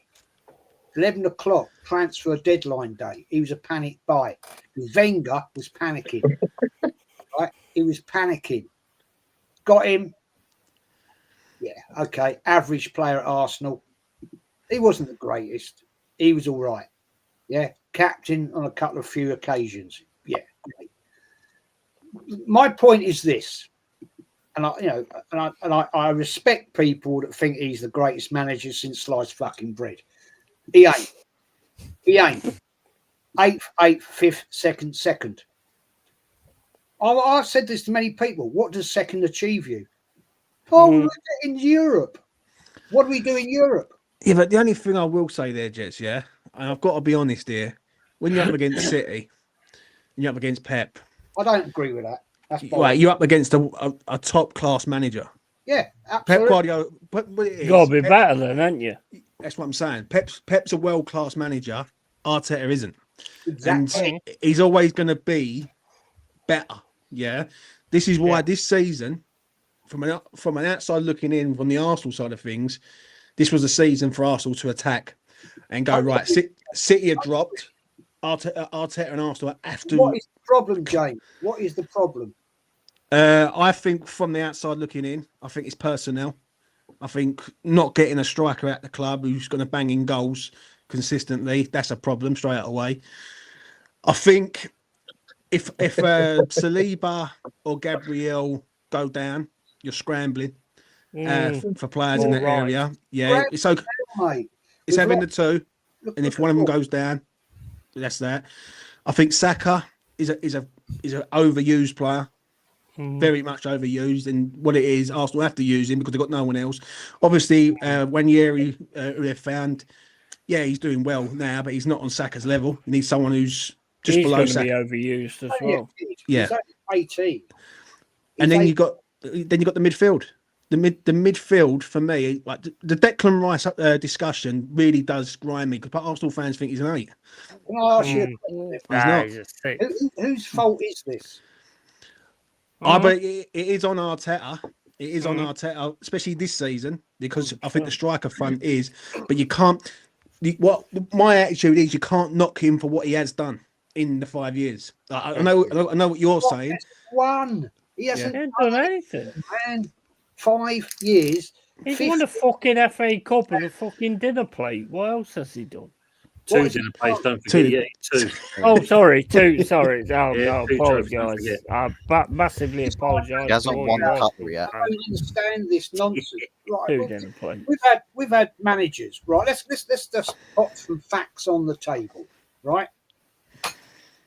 Terry O'Neill, right? Came in, youngest Arsenal manager ever. Please won't remember Terry O'Neill. Sorry? Please won't remember Terry O'Neill. Let's go George Graham, Wenger, all them lot. I mean, he got us to 4 finals consecutively, 1-1. Because of lack of investment. Right? Like youngest manager ever in Arsenal's history, 34 years of age. Yeah? Got us to 4 finals, 1-1. We're not even going to talk about the 1979-81. Right. We fucked that right off against them. Which one? Yep. Which one? He forgets that one. Yeah. But we don't talk about that. You can go back. Is that when Booking fell over and bought him on his head? That's the one. He went in. They all count. One of the can't deny it. One of the best managers Arsenal's ever had, Bertie, mate. Right, got first European trophy, double wins. Yeah, 2 League Cup finals, lost them both. Lost to Leeds, the great Leeds United's team in '72. Right. He got binned off, no investment. Nearly got relegated in '74. Still no stars. In comes Terry Neal. Right, 3 FA Cup finals on the bounce and a couple of right. And then we lack of investment again. Move on. He got sacked because I was one of them that went up to Islington Town Hall, get him out. Right? Yeah. Yes, but that's when football was a sport. Sorry? It's business now. That's when football was a sport. It's not sport no more, it's business. Yeah. I agree. Yeah, you're right there. Together. What it is, Jez, listen, I understand what you're saying because the frustration is you've built up a side and now you've got to go and win things. I get that. I understand that. Listen, I'm a West Ham fan. We don't win fuck all, right? But I understand the mentality of it. Like that, you now, like it's okay working a 2, 3, 4 year plan, but at the end of that 4 year plan, you've got to see a return, and there's no return there. I think more so this year than any season. I think because where City have dropped off so bad, and Arsenal really. I don't want to be rude, but have Arsenal improved this year? I don't think they have. No. I think they've just. No. Stalled to a point. I think they're just stalling along and they're not gone up or down. Now, an ambitious owner, so to speak, goes out and gets you a centre forward in the January window. Like when you look at the City player who scored that trick yesterday, Mamouche. Like if Arsenal are serious about doing something this year, they go and get a centre forward. Do you know what I mean? And sometimes I do look at it and from the outside, and I think, is this Arteta or is this the ownership? Also, you got to look at the owners and all on this one, and think, are they really up for it? Do you know what I'm saying? Because Totally agree. I don't know whether they are. Totally I don't know whether they are, mate. And as I said before, no one really knows what goes on like upstairs. Nah. Yeah. Any manager can go to a club and they go, yeah, we'll give you this, we'll give you that. We'll buy you this, we'll buy you that. And then don't do fuck all. I think there has to be a time limit though with Arteta, i.e., like, because how long do you keep persisting? What, with 20 years? Like, yeah, like, see, like you've not, yeah, but in all seriousness, you've got to be. There's got to be a time limit to say, is this right? Get by then. Let me Can he get us over the line? Let's just give you this absolute fact. Right? It's a fact. Even Mike, he's a young lad. He'll be dead by then. No point. Arsenal's in no point. You know, yeah. And at no point in Arsenal history have we gone this year, this long, with a manager never won anything. Never, ever happened. Yeah, but is that? I understand what you're saying. I do. I get that side of it. But has football changed, Jez, to a point? Because let's have it right. City will have been winning fucking everything. Yeah, City have like money pumped into there for years and been winning everything, and no one's been close. Right? And let's have it right. When Liverpool won the league a few years ago, they had to go toe to toe with City all the way to the end, and literally they done them by 1 point or goal difference, I think it was. Do you know what I mean? But I get the argument. Like, for me, from an outsider, if I was looking at Arsenal, I would say, right, this year you got to assess what's happening next year, right now, because if he doesn't win the league this year, which is looking highly unlikely, can you persist with this and keep finishing second and third? No. Because it ain't going nowhere, is it? Let's be honest. Sustainable, basically. Comes down to. Also, when Liverpool were competing head-to-head for them, they were still picking up more cups and the Champions League along the way. I think they only went one season when they were challenging for the league without winning a trophy. Like, they still picked up a Champions League 18-19 and won FA Cups and Carabao Cups along the way as well. But what the problem is with Arteta, I think he's proven that, like he is just a young manager, because, like, when Mourinho comes into Chelsea, when a Pep comes into City and a Klopp comes into Liverpool, just for examples, they go and win the cups first, as well as winning the league, to install a winning mentality. Now, despite the FA Cup, when they are challenging for the league, instead of like trying to go for the cups as well, so they can start off with the Carabao Cup and then know what that feeling's like, so they can take that into the rest of the season. They dump that away so they can put all their eggs in one basket. And despite doing all of that, you take a big risk into just going for that one trophy, and then you come out with nothing. Yeah, but I don't think... Can he keep on going on with being second without taking the cup seriously, like FA Cups and Carabao Cups? Yeah, but I don't think a Carabao Cup would be... I just want to say this, Jez, quick, yeah? I'll let you land, yeah? I don't think a Carabao Cup... Can I Fuzz actually say something? Because... We're going to come on to him. Yeah, you're going to come on to him. That's why I've left the Jose comment here, because we're going to come on to him in a minute. Well, I just want to say this quickly to Jez, yeah? Right, what it is, I don't think a Carabao Cup would be suitable for Arsenal right now. If Arsenal would have won the Carabao Cup, I don't think Arsenal fans would have been happy with that, right, and finishing second. I was saying, even in the previous seasons, they weren't winning a trophy, though. They didn't allow it to take it seriously, so they know what it's like to have a winning mentality, so they could go on and win the league. Yeah, like when they started with a couple of years ago, when they first signed the Zinchenko's and Jesus and stuff, they were in the Europa League, and they binned off the Europa League to Sporting, binned off the Carabao Cup, and binned off the FA Cup, and they didn't win any trophy before that. So, unlike it'd be like what City did. One of Pep's first trophies was the Carabao Cup. It could be worse. We could be Fuzz. So, Fuzz, over to you, son. Yeah, so we're going to go on to him. Yeah, because obviously, look, our great friend Jose from El Torco Correl's just come in. Evening, lads. Coming, you Spurs. We got a win finally. EVN. Fuzzy, obviously, you must have watched your game today and that. I mean, what did you make of it? Oh, was it work? Yeah. No wonder you come in happy then early on when we first was talking. Yeah, it's like when you let off a balloon, a fully blown up balloon, and you just watch it fly around your room, just making a farting noise the whole way. That's kind of me as the evening's gone on, as I've sort of let the weight of this just sink in, that it sort of goes past results now, right? It's not just about a game of football for us Man United fans. It's the club itself is at the whole thing Manchester United is at risk.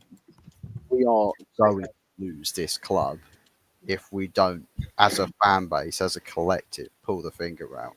We saw Spurs' biggest ever protest known to man ever today, and they want their owners out.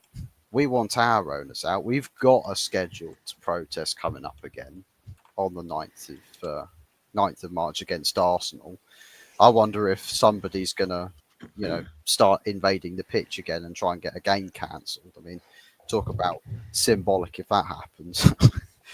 But, geez, it's just like today, the bench today, the squad that we have, I mean, it took one training session to essentially see 4 first-team starters straight out of the picture and absolutely no adequate backup in the slightest available for selection. 2 more then get an illness.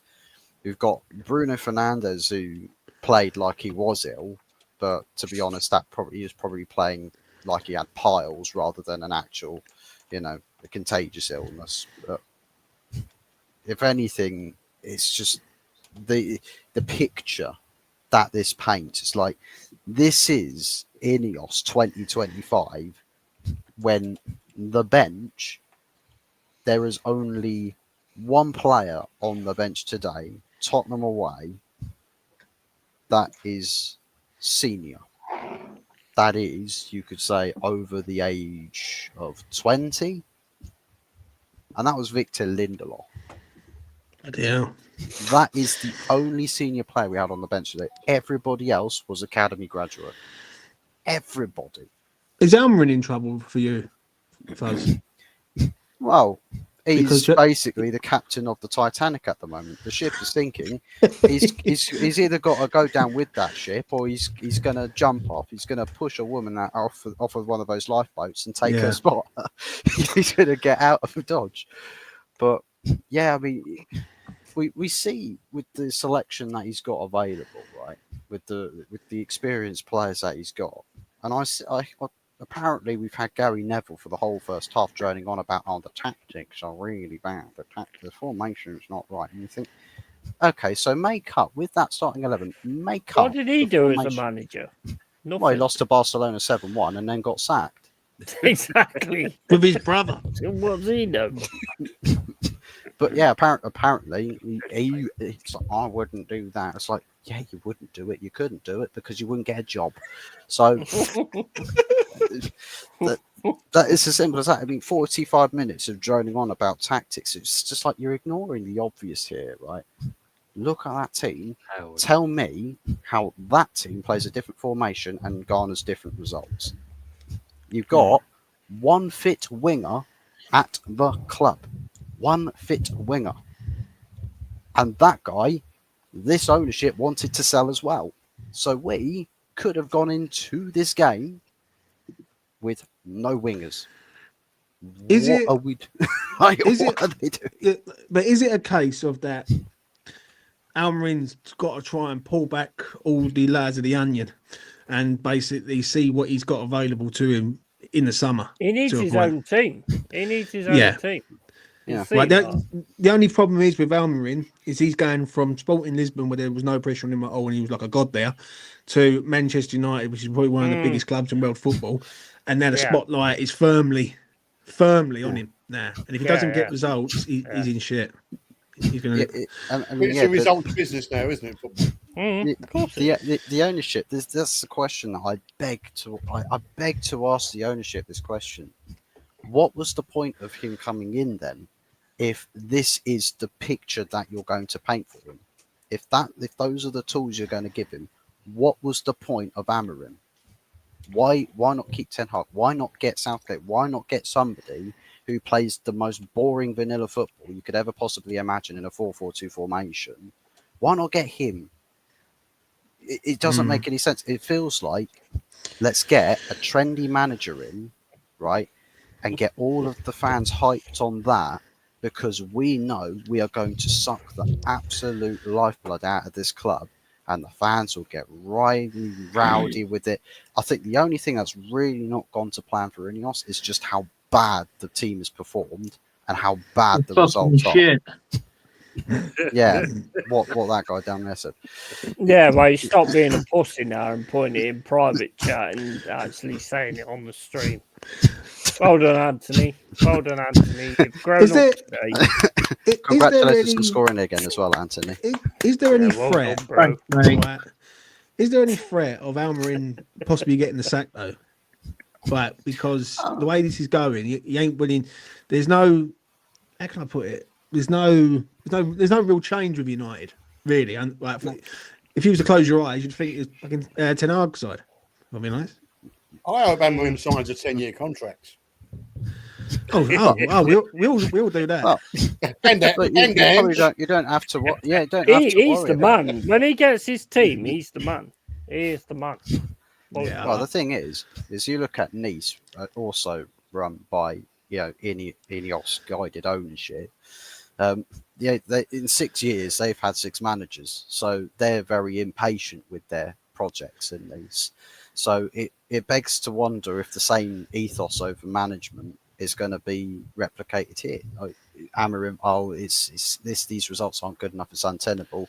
Let's sack him, get somebody else in because we need the stopgap. We need to fix up quick to avoid catastrophe. Because what's going on right now is the financial situation is what the PR teams are absolutely going into overdrive about. It's why, we can't sign anybody, or we must sell to buy. But they're absolutely in dreamland, because what's going to happen now is no European qualification next season loses you tens of millions of pounds, right? That's a lot of your transfer budget potentially flushed down the toilet. You finishing really far down the table, less competition earnings from the Premier League. So from a financial perspective, finishing bottom half of the table right above relegation zone and no European competitions whilst already in the shit financially, well, congratulations, you're now in even greater shit. And we've got to sit here and say, we need to sell to buy. Well, with this squad, you'd probably say, well, sell to buy just doesn't exist with the quality of this squad. You need to just buy to actually stock it up and get the quality up with the level of quality in the squad is through the floor. And it's like, do you know what? I don't know what the expectation is at United. If I'm being honest, I don't know what they're trying to do or what they're trying to achieve. That's what we're trying to figure out. And honestly, I don't know what it is. Like, the thing is with Almiron, I think Almiron's a very good manager. I'd have loved him at West Ham. I rate him highly. Yet the issue is, can Man United keep patience with this geezer if he keeps losing games after all the time? Because what it is with United is they've got a image that has to be represented, and if that image is being tarnished, like Man United, where they are currently right now, it's quite embarrassing for them. I think, what are they, 15th, 16th, or whatever, 15th in the league. So that don't look good. And Everton are telling us to mind the fucking gap. They're messaging us, Toffees fans. We don't mention Everton here. Mind the gap. I did actually turn around and say, let's give Fuzz a chance to talk. But fucking hell, you took over the stream, bro. That wasn't what I meant. Ian R said here, Fuzzy, seems to me Man United have similar issues to us. So basically, West Ham, it's not necessarily the manager or the players, it's the club as a whole, which comes from the top. Seems like the new ownership may not be the answer. So going on that, Ineos, what is it with all these laying off for people? And what's this woman that been there 30 odd years and got shot off? I don't know. It's they basically, they're trying to dress this up as streamlining the project to garner better results. But it feels like with every passing game, there's just like, more cuts. The next round of cuts, they're looking at potentially doing the scouting department. You're thinking, what is the point of cutting down on how many scouts you've got? Because then that hampers your actual network. in acquiring players Yeah. and players on the cheap, but players that have got a lot of potential. So why are you now starting to cause all manners of problems in club operations by cutting down on all the wrong areas? Now, did the Manchester United boardroom, or the club staffing team, need to be slimlined a little bit? Yeah, it absolutely did. We had by far the biggest staffing team, probably in world football, definitely by far You're in the talking Premier about League. the biggest club in the world, so-called. Well, yeah, Yeah. from various Well, aspects. they are though, aren't they? Let's face it. Well, yeah, I mean, Image in rights, various- yeah. in Well, not in various the world, aspects, in America, in England. Yeah. in the Glazers' brains, it's definitely in America. Well, in Manchester, anyway. Well, they're never in Manchester, so they're We're the biggest team in Nottingham. You know, it's one of them things, isn't it? It's just absolutely just. I So, don't know. going what back to the slim- theme of the evening, are you hammering in or out? Well, I'm more so Are hammering you in, a 'cause rimmer I feel or like, not? yeah, I'm in on the rim job. But the thing is that I want to. Other rim jobs are available. I want the Awesome manager. answer. Awesome I- answer. I want the manager to get the benefit of the doubt. I want him to get the benefit of the doubt. I wanted this with Ten Hag. I wanted him to outlast the board and outlast the ownership. But I mean, it's just like this situation needs the fans. It definitely needs the fans, and now we're starting to see the murmurings from the 1958 starting to organise protests again. But this time around, there's a bit more sort of less content creators or big influencers and media writers and journalists all going at each other's throats for credibility in the scene, saying, "Oh, but I'm a better fan than you." Because I say this about this team and I say this about this manager and about this club. I'm thinking, how about we set aside the differences, right? Stop all the dick riding, right, and gassing up egos, and actually focus on a collective issue, which is Manchester United Football Club. The club you support and are arguing over is sinking. It's like if you got the mum and the dad arguing whilst their toddlers in the pool and slowly drowning, and everyone else is watching and go, "Guys, can you focus? Your toddler is drowning in the pool. Stop arguing." That's the situation with the fan base, and has been for a while, about the ownership. That's because you got all them leaks in the stadium, isn't it? Well, as far as the leaks, leaks I mean, around there's the not rim. just leaks in the stadium. There's leaks all over the club. People talking to each other and letting all the dirty laundry and all the backstabbing talk, make it all the way to the journalists and the media, and everyone's like, "Oh, I can't talk about the sources." Sure, you can. I'll tell you what it is. What I think. I was just listening to what you were saying. Yeah, I think Man United need to do what Arsenal did: reset, start again, and start building themselves up to the standard. No, well, Arsenal fans will love him. Yeah, they have to take him. But what I'm saying is that they need to set him. They need to set Almiron a target each year. And if Man United fans think they're going to get back to top form, competing for the Premier League anytime soon, they're having a laugh. Yeah, they're nowhere near it. Do you know what I mean? And when you're looking at Bournemouth and Chelsea and all these other top clubs, and then you got that little club Forest there. It does get on your nerves a little bit. Hey, bro. I thought I'd get that little dig in there. You know what I'm saying? Because we can't talk about shit. But you've got a chocolate European Cup. We've got two real ones, bro. So do you know what I mean? But you were saying here about Amron. He says he reckons he's aged 20 years in 6 months. He looks older than the Penny Black now. Yeah, he's receding. His hairline's receding halfway now. No, it does. This job absolutely ages you. It's like his pre-match conference when he obviously found out about all of his injuries. The guy looked absolutely dead in the eyes. Absolutely. You're not the only club to have injuries. Don't come all that. Well, no. Well, I mean, with the situation, it's like you're already surviving. already trying to survive. You and build then a you get all of squad, your- so if you get injuries, you've got players to sort of come in. That's what you do, you know. Well, tell that to Talking about Ineos. Spurs here crying about injuries and all that kind of stuff. You build a squad to be able to get away from that. I mean, when we came into the league, we built a squad by signing 100 players.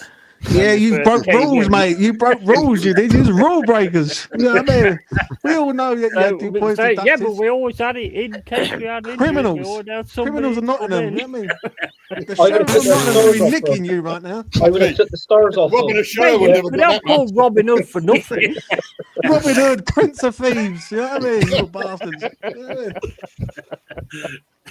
what I mean? Gordon from Not Good Enough. He's saying, I was top 4 with Wenger while winning FA Cup's not good enough, but now top 4 and winning nothing is absolutely fine. It's a fair comment, actually. I'm not even going to answer that. Yeah. No. Do you know what? I'll be honest with you. When Man United, when they were under Ten Hag, they had better 2 seasons than in those 2 seasons that you won a trophy than what we did, winning nothing. It feels like we were watching this, the water was leaking through all of the holes in the ship, and now Amorim's come in and Ineos have properly taken over. Just, we'll pull the plug and we'll just drain all the water now. Well, I tell you They'll what, leave all guys, the- if your manager gets That's sacked, what the leaks was. yeah. I reckon if your manager gets sacked first, I guarantee it. I pretty much know who your next manager will be, and it's not Gareth Southgate. It's not. I'm not going to say Southgate. Nah, I tell you what. If your manager gets sacked, your next Sam manager will be Allardyce. Ted Lasso. no. I tell you now, this is true. I reckon it'd be Unai Emery. Be Rooney. Unai Emery would absolutely be pissing himself laughing. He'll read, No, I reckon one it story. will be. If your manager gets sacked now, your next manager will be Unai Emery. Still be better than Arteta. Rooney's free. Come on. He'll probably. Let's hold on before we carry on. Let's introduce Jose first of all, because look, he's here. Let's say hello to Jose as well. How you doing, mate? All right. Good evening, gentlemen. I hope you're all well. I've had you on pause on my laptop because I've been on another show, so I've jumped off the show. It's just finished. I didn't even say goodbye in the back room. I just jumped off and came in straight away. I did see some comments coming in, so obviously Buzz must have been talking about the game earlier because I saw the comments that were coming through. So, there's a few. I think there's a couple of you on here there's 3 of us at least here that's smiling because we got wins this weekend, and the majority of us. I lost. Sorry? I'm still smiling, but I lost. It's hurting. It's hurting. that's just wins. It's kind of a hidden smile, but it's. I'm laughing because we're shit, but it's fine. You know what I mean? We'll just get on with it. I have Pepsi saying I'll return because we won the game. We won our last league. We won our last league game as well. But we're still shit. He's come in when they've lost as well, so you've got to give him that respect. I'm not saying fuck all until Tony gets shit thing off behind him. I don't know how they got up there, Jez. It's Great random. days. Yeah, Great weird. days. I mean, Oh, and, it's really weird and how it still, works. people still fucking moaned where we finished in the league that year. Do you know what I'm saying? Hold on. Let me change it then, Jez. Let me just change it. No, you carry on, mate. You carry on. No, you bring up that CFAX page. I know me. I know you. Bring up, there it is. Oh, CFAX 303 scoreline. Yeah, bring it back. There you go. Good Those old were the days, lads, weren't CFAX. they? Go with that Those one, were the don't days. they? Yeah. You know what I mean? When it double flickered, you knew it was a goal. Yeah. Hey, You got- James. Yeah. Were you even born then? I was born 86, mate. I had McAvenny and Cotty. I didn't witness it. I was in the womb, but you know. it is what Play, it mate. is. Fair play to you. No, Thing is, if you realise CFAX, that just shows your age. Basically. Oh, mate, growing up, mate, when you was younger, we couldn't afford to go to West Ham because I was fucking poor. But like used to watch it on the old teletext or like CFAX and sit there and Yeah. have it on like 303 or something, or the fast view or whatever it was. And Yeah. like, every Good time old West days. Ham played, I was like sitting there and when an old fucking battered, was it Panasonic telly? Them ones. You're waiting for it to turn all the time. But yeah, I remember that. Yeah. the old Panasonics. Yeah, I was at the ground. I was a bigger fan than what you was. That's all right. Yeah, I you witnessed more shit than me, then, didn't you, son? I was only like 3-year-old, but I was there. You know, He was a couldn't see witness. fuck all because of all these tall people, but you know, I was there. Yeah. Mate, the kids nowadays don't realise how lucky they got it, mate. One click of a button, they know what the fucking score is. You're right, though, James. They were good days, mate. That's when you used to like. Oh, yeah, I used to love that. I love it. And do you know what? On the radio, just want to say this quickly. Right, on the radio, listening to it on the radio, also back in the day, you get more buzz out of it on the radio. When the commentators like now, you could just watch it, can't you? But you know, that's interesting you say that because you know, like when I used to listen to like derby games on the radio, it was like Forest so derby or exciting. derby. No, just any derby was just like everybody going in and tackling, and it's like, oh, that's a terrible tackle, and all this that and the other. And I used to think like I'd love to see this like on the screen. Actually watch these games, and now you've got these derbies on the screen. The only good one I've actually seen proper like getting stuck in was Chelsea Tottenham, where you guys got like loads of players sent off and all that kind of stuff. You've never witnessed a Millwall West Ham one, mate. Oh no, because obviously I don't care about your team, so I know. Watch it, would I? What you're saying to me here quite clearly is Nottingham Forest Derby Nottingham Forest. You didn't go to the games. No, I was actually there every time. You know, you're a he was a regular at the county ground, 100%, 100%, or the baseball ground. I was beating up that fucking Ram fucking thing what they've got running around. You're a fake fan. You didn't fucking. Yeah, fucking fake fan. Bro, you're one sticky of those armchair people fan that you walk was, Yeti. out. You know what I mean? Sticky armchair fan on the occasional Sunday evening, son. 100%. With all the foreigners in the Premiership. Mate, every game, every derby game, I was there for like 10 minutes before I got kicked out the fucking ground. Yeah. Was that 3:10? Proper wrong, really. 10 to 3. 10 to 3, yeah. with all the foreigners in the Premiership, do you still think that players understand what derbies are and what they mean to clubs? No, I don't. No, I don't. No. No. The smiling and shaking hands after the fucking game is annoying. The game's changed so like dramatic now. Like it's more. I said this on the show the other week. I think Jez was there and a few others. It's franchise football. That's basically what it is. Like, what you're witnessing is franchise football, which is quite scary, really. I don't like it because it don't feel the same. Listen, no disrespect to anyone who's a foreign fan. One of the boys on E20 is an American who does the shows with me. But when you are sort of pricing out the locals, like, and you're giving it to day trippers and people like from the Far East or wherever to come and watch your team play, it just doesn't feel right. Do you know what I mean? You have to in any sort of football club, whether it's a small non-league club or a Sunday league club or a Premier League high-flying club, it all starts with community at the end of the day, mate. And so you've got to start, like, you've got to build the community, like, even with a fucking YouTube channel, like, you've got to build your community up to a point. And, you know, I just feel that now it's more of a franchise game, which is sad. It really is. Because in 10 years' time, my biggest fear with West Ham, I'll use West Ham as a quick example, is that you're going to have a ground full of football fans, but not supporters. And that's the difference. You're so right. I mean, I agree. Charlie, you know, mate. You know, Arsenal, Tottenham, Arsenal, right? They're not really rivals. It's tribal. Yeah. I think that's how I say it. I mean, I don't know where you come from in London. Islington. That's being lost. No, true. That is true.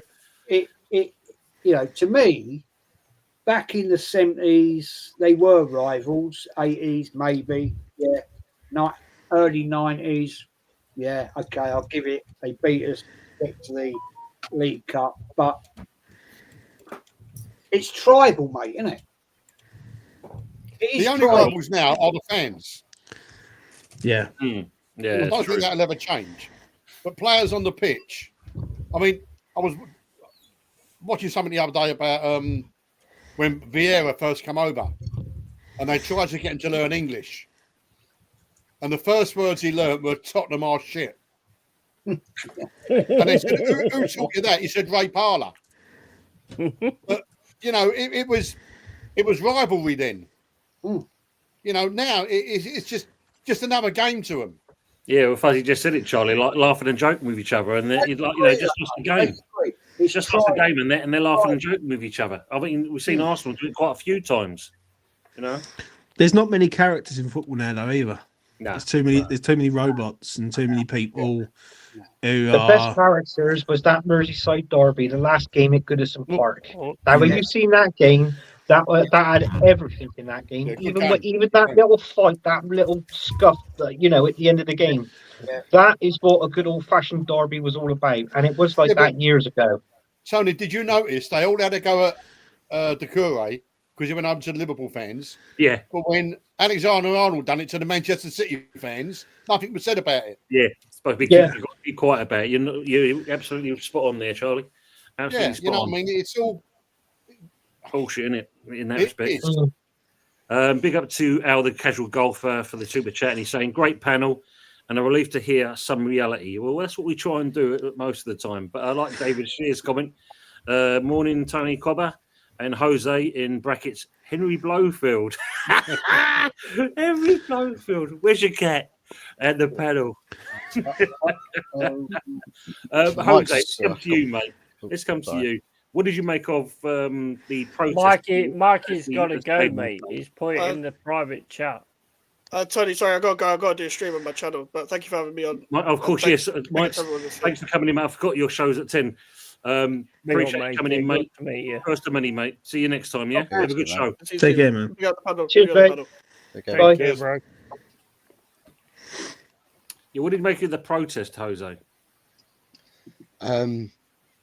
I don't know what the numbers were. I mean, I've been hearing different stories from different people telling me what the numbers were. Certainly, the biggest protest has been. There's been a lot of them in and ahhing within the fan base, and like you guys were just saying a minute ago, it's about. I'm talking about the There's fan base. 24 people there this time. There was slightly more, but we're talking about the fan base and not about the tourist supporter that you get. I don't know.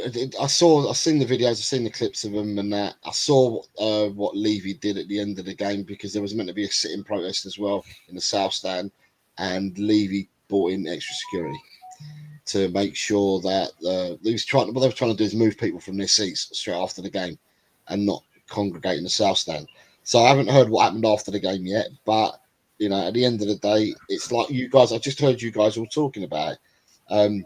At Tottenham, it seems to be, and probably like you were saying about West Ham, and it might be the same at Arsenal, I'm not sure, and it might be the same at Man United, whether you've got the local community who supported their local club, and their dad supported them, and their granddad supported them, and their great granddad, and your uncles, your great uncles, all come through supporting the club, and now you're being priced out from it. All the concessions have been taken away now for the elderly at Tottenham as well. He's done that at the start of the season, so you're then not giving back to the community, and people have just had enough now with Levy, and they're starting to stand up against him. The one thing Levy doesn't like is adverse attention. Mm-hmm. He squirms when he has adverse attention. I mean, when you've got, I don't know, it's quite loud at the stadium, or it was in the last few games when they're singing out the Levy out chants. And right at the end of the game, win, lose or draw, he turns the music up full blast, so you then can't hear the chants anymore. So, he doesn't like all that, but it's gained traction because it's been on all the news outlets. The papers have picked it up, the radio stations have picked it up, so it's gone out everywhere. And it's funny because we all knew that this protest was happening at Tottenham, and all of a sudden yesterday, then there was links to one of the Qatari people wanting to come to buy Tottenham. So every time shit hits the fan, you get a story that comes out from the club, and lo and behold, they knew it was going to be today. And yesterday there was links to Qataris again. So, you know, at the end of the day, you got people, a lot of Tottenham supporters, and I mean, when I mean supporters, I'm talking about the people that have grown up generations supporting the club. They turned around and said, you know, they if they could boycott a game and it would help, they would do it. But they know that if they did that, somebody else would buy that seat. What it is, buy that seat, buys that seat over and over again. And I suppose this happens at every club. Every club has got this now. We all face it. What it is everywhere, doesn't it? You're always going to get them people everywhere. You know, it's like, I know it's diversifying a bit, but it was like when Polchaks was brought in. Oh, if no one paid it, they'd have to do something. But people will pay it. Yeah, but the thing is, they don't need football, which is obviously one of the best sports in the world. People will always go. You're never going to change it. They don't need the local community no more. Where's a franchise brand? And I was just hearing what Jose was saying, and literally, fucking, it sounds so much like what's happening at West Ham, like pricing out the youngsters and the old age pensioners, and you know, we're in a time where everything's going up. Like you go and do your shopping, it's like fucking expensive, and everything's dear, and they know the foreign market, people will pay it. People will come over here, spend 500, 600, 700 quid for a day out at West Ham, Spurs, Arsenal, Chelsea, wherever, and they won't even hesitate. Whereas you got a young family of 4, and they can't afford to take their kids to go and see like a football match. Now, in the 21st century, should you be getting prized out when the Premier League's one of the biggest sports in the world, if not the biggest, and you're getting a lot of money from like TV revenue, but you're being prized out. Like, do you know what I mean? I just don't. It can't be the size of the stadium. I have this argument quite a lot with people. People say, "Oh, well, the stadium's too big," and you know what? If you're going to have a bigger stadium, you're not going to you're going to allow anyone to come in there. I disagree on that. I think once it becomes a franchise, then it's all bets are off for the locals because everyone's seat is available to the highest bidder. It's like an auction basically, and it's disgusting. I think, from being honest. Tony, what is that comments on there, Jez? You'll remember this. Years ago, you was only allowed 5 foreign players in your team. Yeah. And that included Scotland, Ireland, and Wales as well. Yeah. Yeah, that's why I left it up, Charlie, because I think this is a great one from Colin. Yeah, gentlemen in the chat, what would you feel about this if every club in the Premier League had a limit be able to field 4 foreign nationals and the rest have to be homegrown players in games? Charlie just said it. Do it. Said it. You can't now, it's too late. Comment. It can't happen. No, I know, but I think like it to be done there. I mean, you look at the attractive players. It can always happen. You just do it. Yeah. Look at the attractive players we used to have in the Premier League years ago. You know what? That is why I think the England national team is nowhere as good as what it could be or should be. No, yeah. Totally agree on that. You look at that. They play with too many quality players in their club teams. Yeah, we got striker-wise. Haaland, Isaac. What do? Can you put a Holly Watkins in there? Because I'll be honest with you, we haven't got much class players in our Premier League. We haven't. Lots of like what we had years ago. They're all playing abroad now. So they all know about the Premier League, but it's the best league in the world, and every country's got it. Yeah. And the standards of the Premier League now is gradually going down. You haven't got Mavericks in the Premier League anymore. You used to have Mavericks. Right. There's no Mavericks in the Premier League. The Mavericks all play abroad. They don't play over here. Yeah, you can't blame them.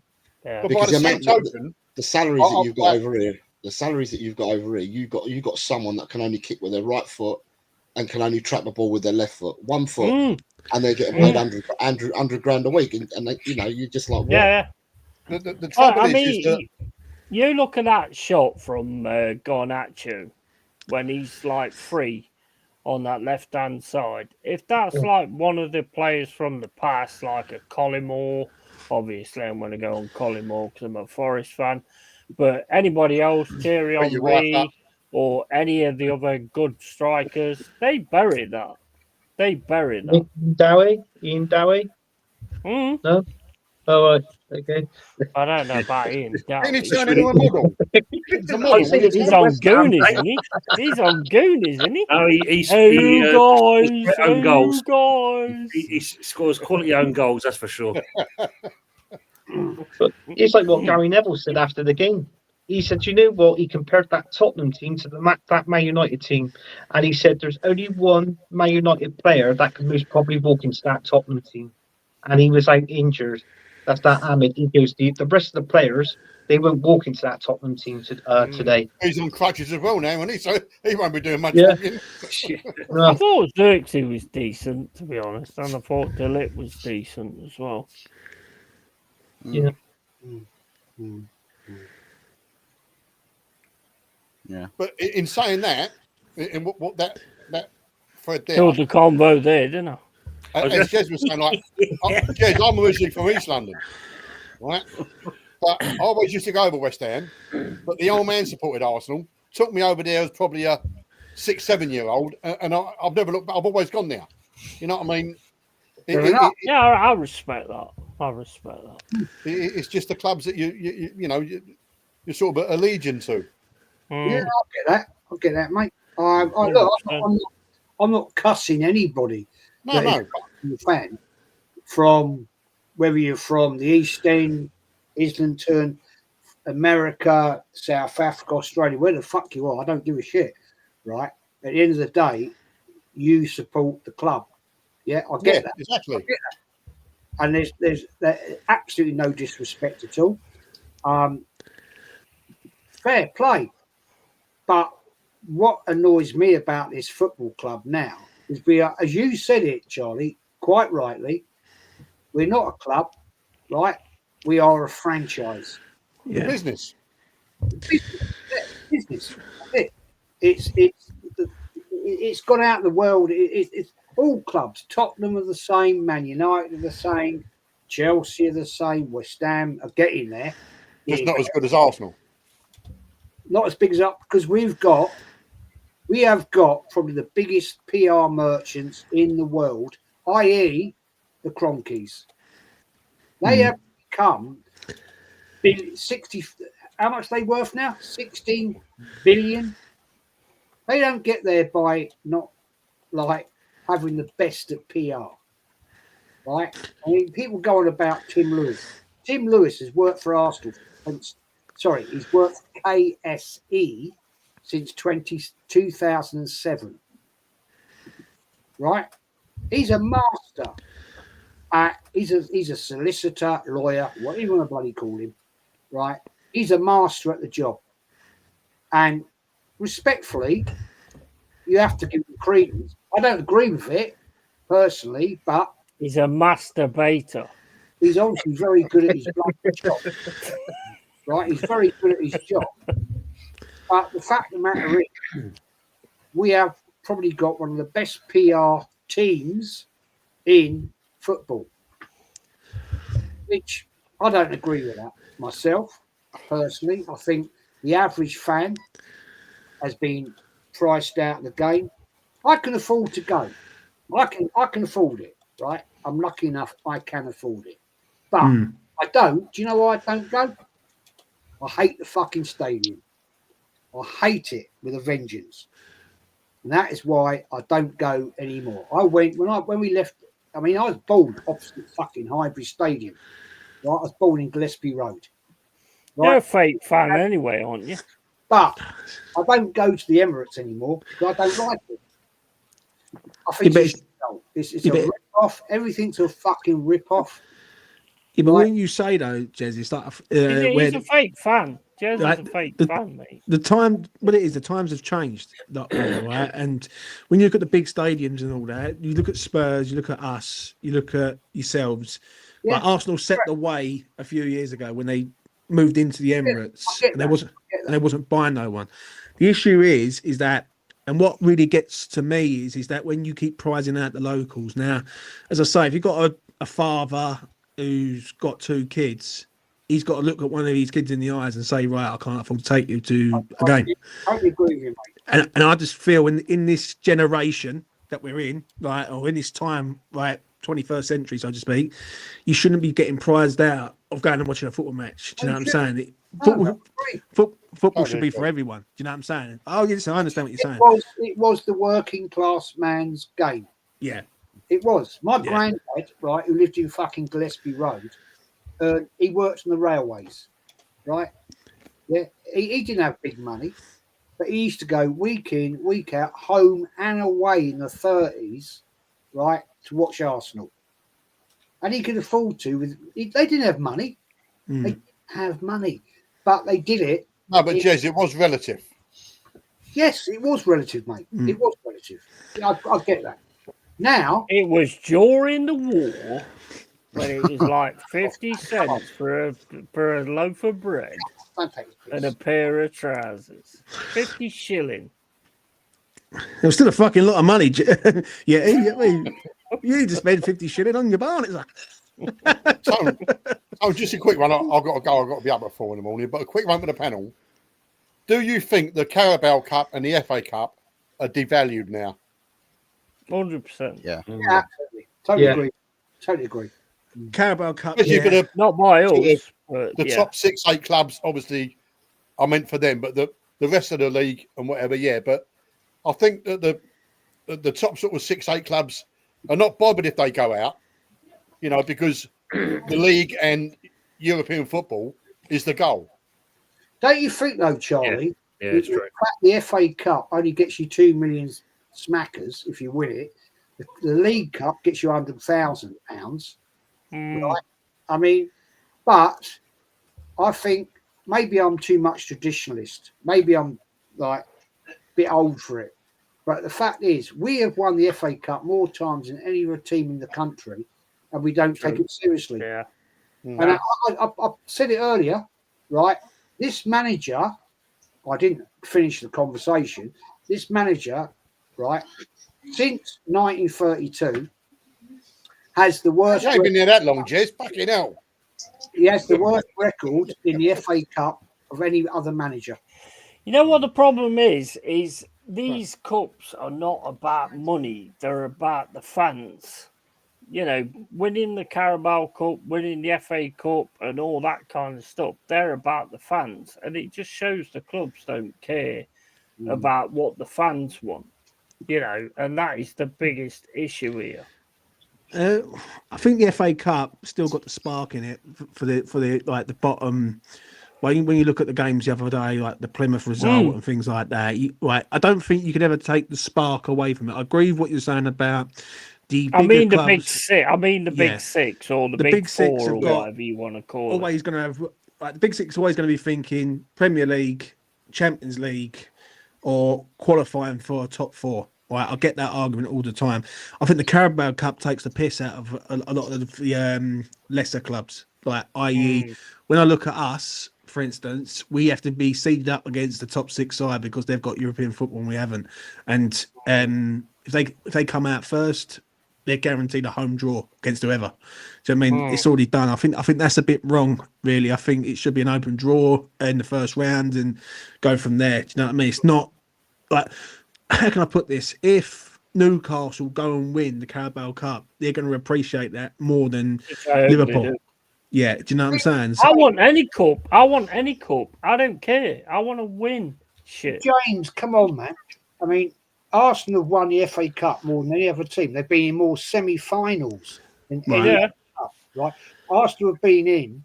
I'm not going. They finished second, right? But the fact of the matter is, this manager doesn't take it. He won it. He won it, right? You'd think he'd take it more seriously. Right? Yeah, but if Arsenal was to, just for argument's sake, for the sake of this conversation, if Arsenal turn around and did win the FA Cup this year, I know they're out, but I don't think that would be enough for Arsenal fans, mate. And I'm being genuinely serious. I'm not going to say that. I think Arsenal have set their standards to Premier League. Got bigger fish to fry. I think they've done everything else. Now, if Arsenal go and win the Champions League, then that blows out every conversation going because that's like you've won the highest of the highest honour in Europe. But saying that, if we won the Champions League, all them people who thought Arteta was shit, blah, blah, blah, they'll be going, oh, what a fucking manager. We've won the Champions League. And I think certain people would not. I think you've got. I think what it is, you've got to put this into context, right? That basically, whatever standard that you want, if you've like Jez says, FA Cup, if you've consistently won that, and you want to go to the next level, which is the Champions You want to better League. yourself. Yeah, right. In any way, shape, or form. Yeah. It's like being at a company and getting a promotion. You know, you want to go again and again and again and bet yourself. And that's where I think the FA Cup. I think the FA Cup don't mean a lot to the big six because they've won it so many times. But if you look at what Jess was saying, right, about the 2 million for winning the FA Cup. Yeah. If you finish 17th in the Premiership, so that means you're staying up, yeah? So you finish 17th, Yeah. you get £12.5 million and you're guaranteed Premiership football the following season. And that goes up every position thereafter from 17th upwards goes up by 3.1 million per position. So and then if you do get relegated, you get a parachute payment. Yeah, the ones that get relegated, if you finish 20th in the Premier League, you get 3.1 million for finishing 20th. And then and a parachute payment. So Charlie, thanks for coming on, mate. Nice speaking to everybody. Take care, Charlie. You never know. Yeah, See you later. Take care, mate. You'll realise eventually that Arteta ain't the one. So it goes to show. It goes to show. Our friend said that. Who said that? Should have had Twain said she's the one. She is the one. Listen, I understand what Jose's saying. Don't get me wrong, but I do look at this and I look at how can I put this? When I look at the big six sides, usually it's one of the big six that wins it every year. Like it's never no one else who ever really comes close to winning it. I can't. Maybe I'm wrong here, but I can't remember the last time a team's won it from outside the big six. Maybe Leicester a few years ago when they beat Chelsea. Other than that, Wigan. You had Wigan in there, but I think that was before then. But you know, like I think some people underappreciate the FA Cup, and then some people overappreciate it. Do you know what I'm saying? But if you've had, for instance, if Aston Villa go and finish 5th, get to a quarter final of a Champions League or something, or whatever, and they get to a final of an FA Cup, I don't think Villa fans would have the hump with that. I really don't. Like, I think they would appreciate that. The thing is, it's got nothing to do with money, though. The fact that it's got to do with money on what competitions you win and what trophies you win and all this, that, and the other is the problem, in my opinion. I think your squad. The cup wins and the cup thing that you win is to do with the fans. Yeah, and I think it's the squads, though, mate. To do with money, how much they're going to win is the fucking problem. Yeah, but I do think it's. I get that, but I do think it's to do with the squads and all. I think like when you look at the squads, I don't think. But the squads are down to what you bring in. Yeah. That's down, that's down to you in a respect. Or don't bring in our case. Yeah, or don't bring in. Exactly. That's the point. Yeah, that's the thing. Stephen Langham saying there about obviously the cups. He said in the 70s, do you remember the FA Cup final day was on the day starting with a breakfast show with Brian Moore? Yeah. It was. The build up to the FA Cup isn't the same as it used to be. I remember it was like a major event. Like it was glamorized like a Champions League final to a point. They go to the hotels, wouldn't they? In the morning, they go to the hotels where the teams were staying. I love buses going from there. From I think it was St Albans. I think. And all that. Yeah. And you go out the way. And you see the players coming out on the pitch. Interviewing each player, every player's in a suit and all this. If anything, they treat the FA Cup like the Carabao Cup to a point where it's just like, it's just a cup competition. But I don't know. Another thing I have an issue with is from the past. If you had a striker who was on 2 goals and got got substituted, they was pissed that they got substituted because they wanted an hat trick. I don't know if you noticed this, but nowadays they don't care because they get parent money, They get loads of money for it. They get loads. And can you remember back in the day when strikers used to kick off if they got took off when they was on 2 goals? Yeah, because it was the ambition. Yeah, the ambition's Exactly. not there anymore. Do you know what I mean? No, it's not. This is true. I mean, look, going down, I'm making right on this one because obviously City, I think, the only one that really kind of put a bit of an effort in. You saw that against the Orient. City won the League Cup 6 times in a row since 2014. They won that consistently before going on to win the league multiple times. So saying, sparing the crap about the big six don't take the league, but that's only one team. All the others need to kind of follow suit in my eyes because It's true. it's one of those, isn't it? Yeah, but when you're up against City, name me a team who's been better than City. Because there hasn't been many. Like you're up against a powerhouse unit who, when they get it right, they get it right very, very good. And even Liverpool. Listen, Liverpool back in 2019, I think it's the 2020 season. Like they had Mane, Salah, Firmino. They was trying their fucking hardest to beat City, and they still couldn't. So it's very hard. Like City have got it organised because they've got world-class players in each position times 2. Like they take out, they take out a centre half, they put a world-class player in. If that's, I ain't going to use us as an example. I use Arsenal as an example. If Arsenal take out Saliba, Odegaard, Saka, they're not the same side. And they're, do you know what I'm saying? And they can't maintain that, and that's the difference. But at the same point, the old FFP was brought in because of City. And it was basically, they've still got an amazing team who want amazing things. Everybody else is struggling for it because they bought in the FFP. Look at Newcastle. They're one of the richest teams at the minute, but they get dropped back by FFP. True. But the problem is with City, which it goes back to it, is they've got a winner in charge. And that's where it goes back. That's where it goes full circle. And that's when Jez says about Arteta, I understand what he's saying, because he looks at Arteta and he goes, that guy is not going to win us multiple trophies. He's fucking clueless. If anybody can't see that, you must be a fucking. And what it is, in any form of club, to a point, you need to have a winner in there. Someone who's been there, seen it, done it. Like, for instance, I use Zidane. Like Zidane comes available, or whatever, or wherever he is. Yeah. Like you've got someone who's won Champions Leagues with Real Madrid. He's won leagues with Real Madrid. Like you've got a natural winner there. Do you know what I mean? Like, and no disrespect to Arteta, right, and to any Arsenal fans watching this, but Arteta is on a level of like Unai Emery to a point, maybe a bit lower than him. That's what I believe. Massively lower than him. Massively lower than him. I mean, respectfully to Charlie, right? He's an Arteta in, fair enough, fair play.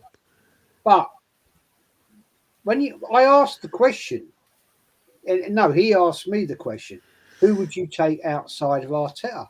Well, there's I can name 4 or 5.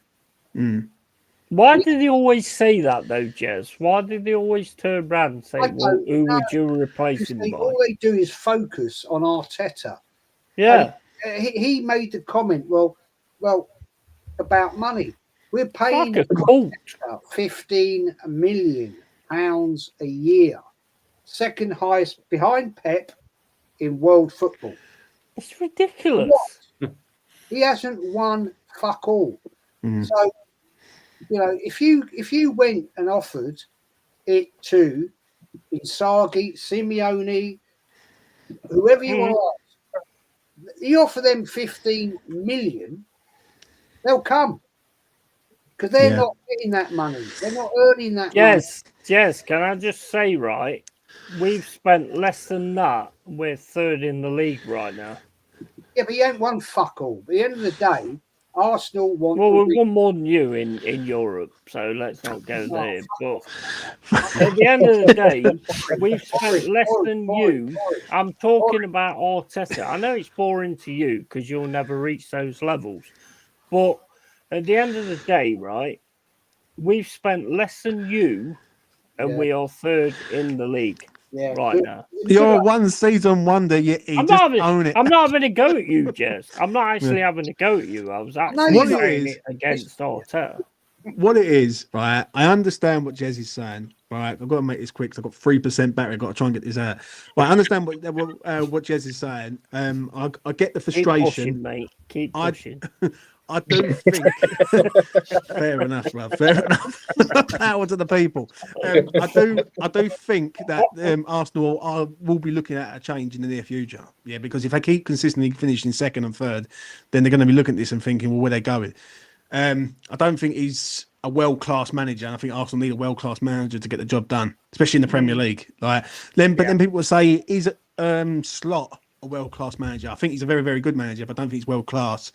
But if he takes this Liverpool side and wins the league, then you've got to look at him and go, fuck me, he's a good manager. Do you know what I mean? And good managers can do that. So, yeah. But I've got to move down to 2%. Good health to everyone. I'll see you Thank you, again mate. soon. Well, Mo. It's well done to E20 for some sensible comments. So No worries, mate. You know what I mean? Subscribe to me motherfucking channel, lads. That's what I'm going to say. Would you say, right, that is so that the complexion of Arteta at Arsenal is kind of currently this: a football cynic or actual football person looks at Arteta and says that's a transitional manager, but then the Arsenal board and everybody else at the top of Arsenal Football Club see him, yeah, you're our meal ticket. We don't have to push to the next level with you here, because everybody loves the transitional manager because he's like the class favourite. He's not the guy that's your elevator. He's not going to elevate you. He's just the guy that everyone really loves, really likes, and says, I want to, because I love you so much, I'm going to give you another chance. You hurt me once, you hurt me again, but I love you so much. Have another crack. That's kind of what it feels like Arteta sort of turned into with Arsenal. That is it. It's the Do you love. what it is, it's like in a normal job. When your next step, if you get promotion in your job and your next job is to become, let's say assistant manager, this is Arteta. What Arteta is, he's a blocker. He would. He's a cock blocker. Right. But he is a blocker. So basically, what he does is good for Arsenal Football Club. So he blocks the next manager coming in to take over. That's what he is. He's just a blocker. Thing is, he don't block cocks, he makes them go, to be fair. If Yeah. you look at half the top gooners. They're going, oh, get me another handbrake. Oh, it's just mental, mate. It is. Man. Anyway, mate, early doors, legends, Fuzzy, Absolutely. Jose, Anthony, Yeti. I've got to fuck off. Jez, appreciate it, mate. Thanks for coming in Yeah, and sticking with Take it us. easy, bro. Yeah. And All right, Jess, take care, mate. look after yourself. See you soon, mate. Yeah, take care, boys. And you. Take care, Yeah. Jez. I like your cap, by the way, Jez. I like your cap. Yeah, I've not seen you be handicapped very often. No, there's a reason for it. There's a reason for it. Oh, okay. I had to have something done on my head yesterday, so it's not very nice. Did you have airport on? No, Oh, Did you take a flight to Turkey? no. Ah. No. It's I'd have a Let's biopsy. put a brain in there, I think. No, I'd have a biopsy on my head. Oh, bloody hell, mate. Okay. Are they taking someone out, have they? And then they got to analyze it.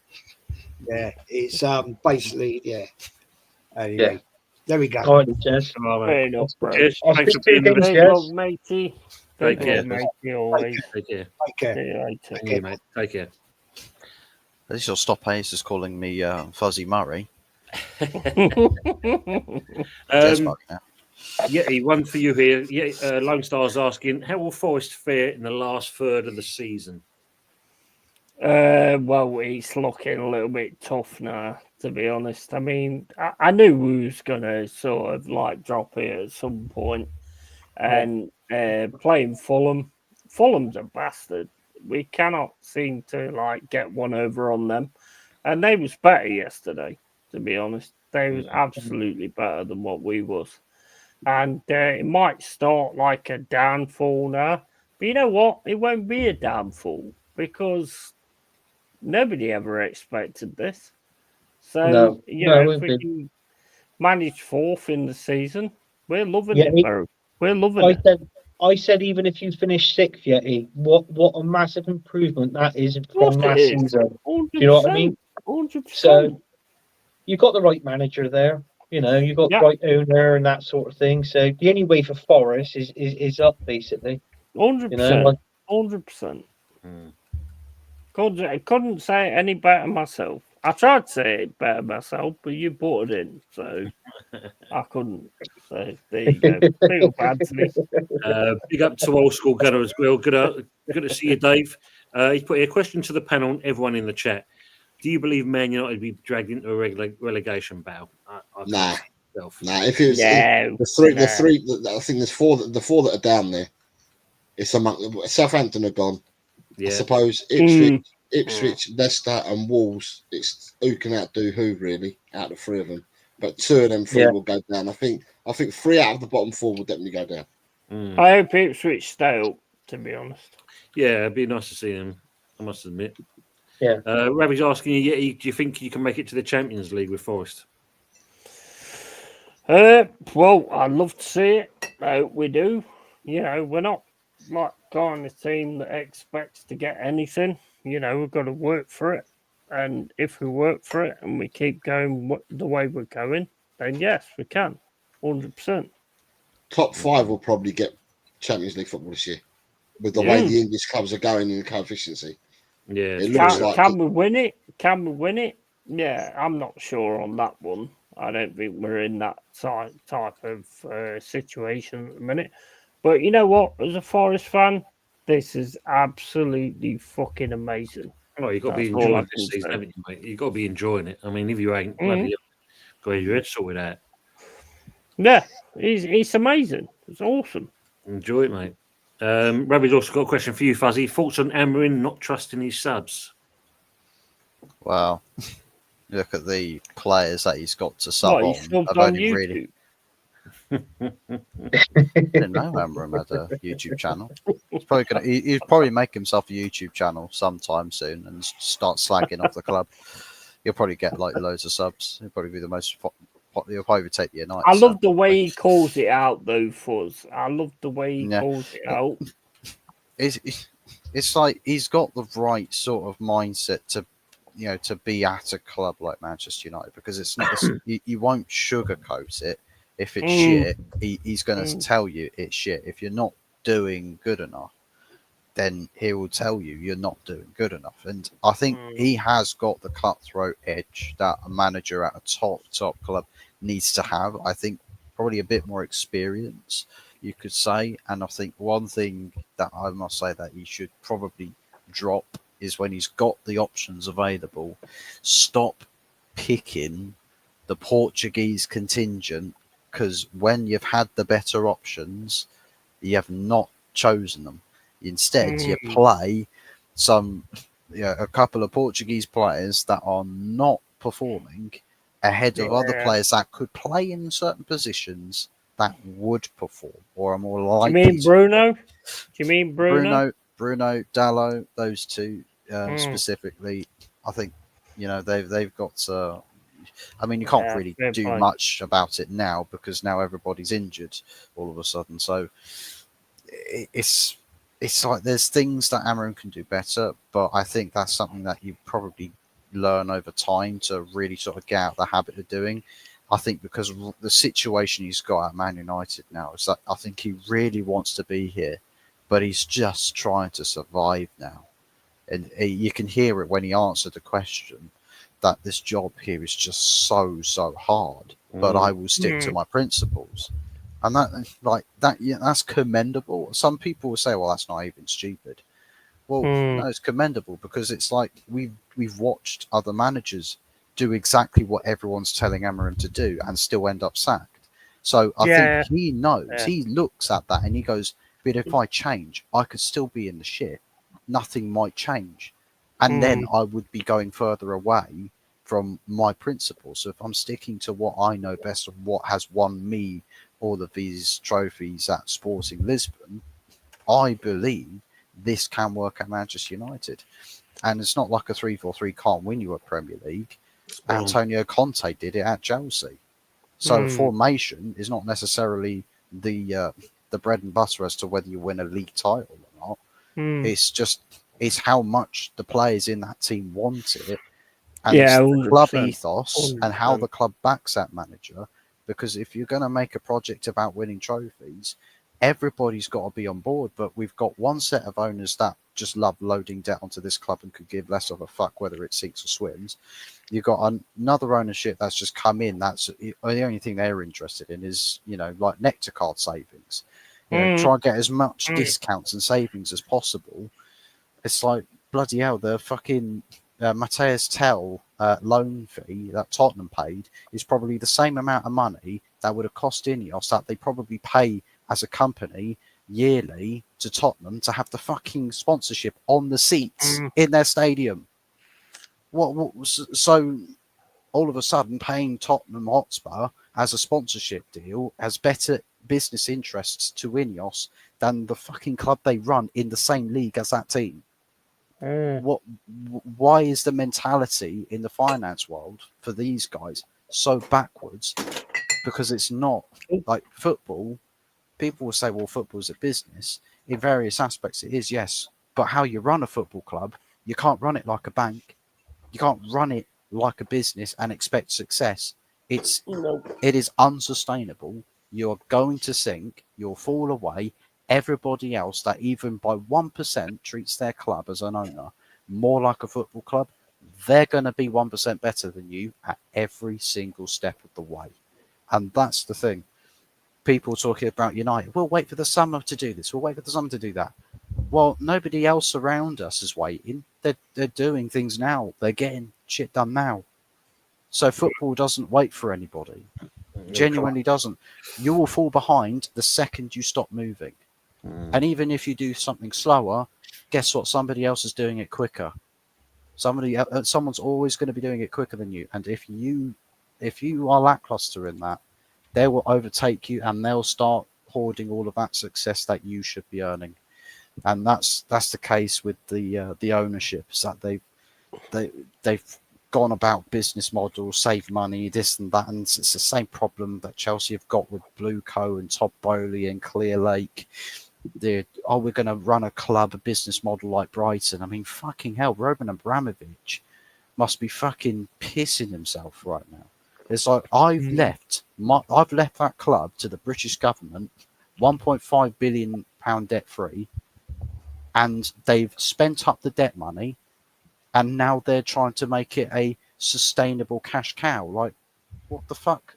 That's not what Chelsea used to be in recent history. They're all about winning. Sure, they didn't like spend crazy amounts of money versus other teams or quite have the same level of success. I mean, there's certain like managerial appointments, like very defensive coaching, and some of the football's a bit stale. But the ethos at the club was always trophies first, always football club first, not business. Not what's the shirt sponsor going to be? What's all of these deals? Fucking something else as well. Vivid Seats. We talk about fans losing out. What's going on with that? Vivid Seats, Todd Bowley, co-owner of a fucking website that clubs of all 20 Premier League clubs, your tickets that you resell get bought by people all over the world for tens of thousands of pounds, right? And they don't have to do it through club channels. They can just cut the line. If you've got one of these, I think it's the Arsenal ballot system. Guess what? If you buy your Arsenal ticket on Vivid Seats, guess what? Your ballot ticket system means fuck all, because they just get that ticket, so all the way over to North London, check in at the Emirates. Oh, lovely seat. Thank you very much. It's all 20 Premier to Michael Chelsea's channel, because I think he actually covered that as well, because obviously Todd Bowley. Yeah, big up Michael Chelsea. We're coming up to the end of Yeah. that, so I'm just going to quickly whiz through some things, and there's the one comment I'm going to leave till the end. Man City getting the result against Newcastle. Do we expect Man City to finish? And I think Anthony said it. Second is probably going to be the outcome for I City. think they've got on it now. They've got on it. I agree with that. Referee, yeah, that's a big one. We'll carry out this into another show, I think, Ravi, because that's quite an interesting one with the VAR and the lack of lines being used. Chris is saying Man City will be in the Championship next season after all the courts come down on them. Well, it'll be interesting. It's not going to be. It's not going to be that. I don't think so, because obviously they've just won this thing with the sponsorship thing over the Prem, so who knows what's going to go on there. Well, what I was reading this week, there's like their lawyers have come up with something that wrecks off the sponsorship kind of thing that they had with the charges. Mm-hmm. So basically, there's not going to be no drop in divisions or anything like that. But 115 charges have got nothing to do with sponsorships. It's failure. It's failure to provide information on 115 different occasions. It's got nothing to do with sponsorship. What are the 115 like charges? Because the charges are failure to comply and provide information when requested from the league. Right. So when you've got to provide your accounts and stuff like that, they've refused. They didn't flatly refused, didn't they? They flatly refused to provide their accounts. I mean, look, I would say this, right? The Premier League is the most corrupt system on the planet, right? And do you not think that Man City, with the amount of money they've got and the owners that they've got, if they give the Premier League a brown envelope, do you not think that's going to all of a sudden disappear? Because that's what I've been saying for a long time. And I think that's exactly what's going to happen. So they won't do anything to Man City yet. Man City, you've got to think the top three teams keeps the Premier League in money. The top four. Then you've got the Europe and that. Hey, don't worry. Relegation teams are slightly minimum. They're just like, oh well, whoever that is, we just brush off. But the top teams keeps the Premier League money going with the money, that sort of thing. Yeah, of course it does, and that's what's going to keep going with it. The only thing that'll happen to Man City is they get a slap on the wrist. Well, personally, I think what should happen to them. I don't think they should get relegated. I think they should start off with at least a minus 15 points. Yeah. They're not allowed to buy. They're not allowed to buy any players for 2 seasons, right? And also, transfer embargo they should get a fine and a fine. No, that's it.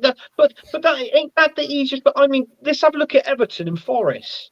They owned up to it. They've dealt with it. They've accepted their punishment like a man, and then they've moved on from it. But trouble is, though, with Man City, with their owners, they've got money, and with lots of money comes good solicitors, and that's the reason why. But with this one, they will get found out on this. I don't know how many, but they will get found out. So they've got 115 charges. Hold on. 115 charges. Thanks, Rob. 54 charges of failure to provide accurate and up-to-date financial information between 2009 and 2018. 14 charges, separate charges of failure to provide accurate financial reports for player and manager compensation during that 9-year period. 5 charges, separate charges of failure to comply with UEFA's regulations, including financial fair play regulations. 7 charges, different charges of breaching Premier League profitability and sustainability regulations between 2015 and 2018. And then they've got 35 charges, separate charges of failure to cooperate with the Premier League's investigators between 2018 and 2023. So basically, these 115 charges are spread over 14 years. I guarantee they get away with most of them. They probably will do. They probably will do. I mean, the main thing is when you look at it, when it first came out, they were talking about dragging it out until 2030 anyway. So there was but the result is due within the next 2 weeks. That's right. Yeah, it's 2 weeks, isn't it? It's just 2 weeks. Colin, good night as well, because we're all wrapping up ourselves. Just good night to all you wonderful gentlemen on the panel. You're all great guys, and I love listening to you all. Been a great show, and God bless everyone of you. See you all next time. Definitely, See you, Colin. That's going back to Mancini days. Daniel, Then. big up to yourself, mate. Big up as always.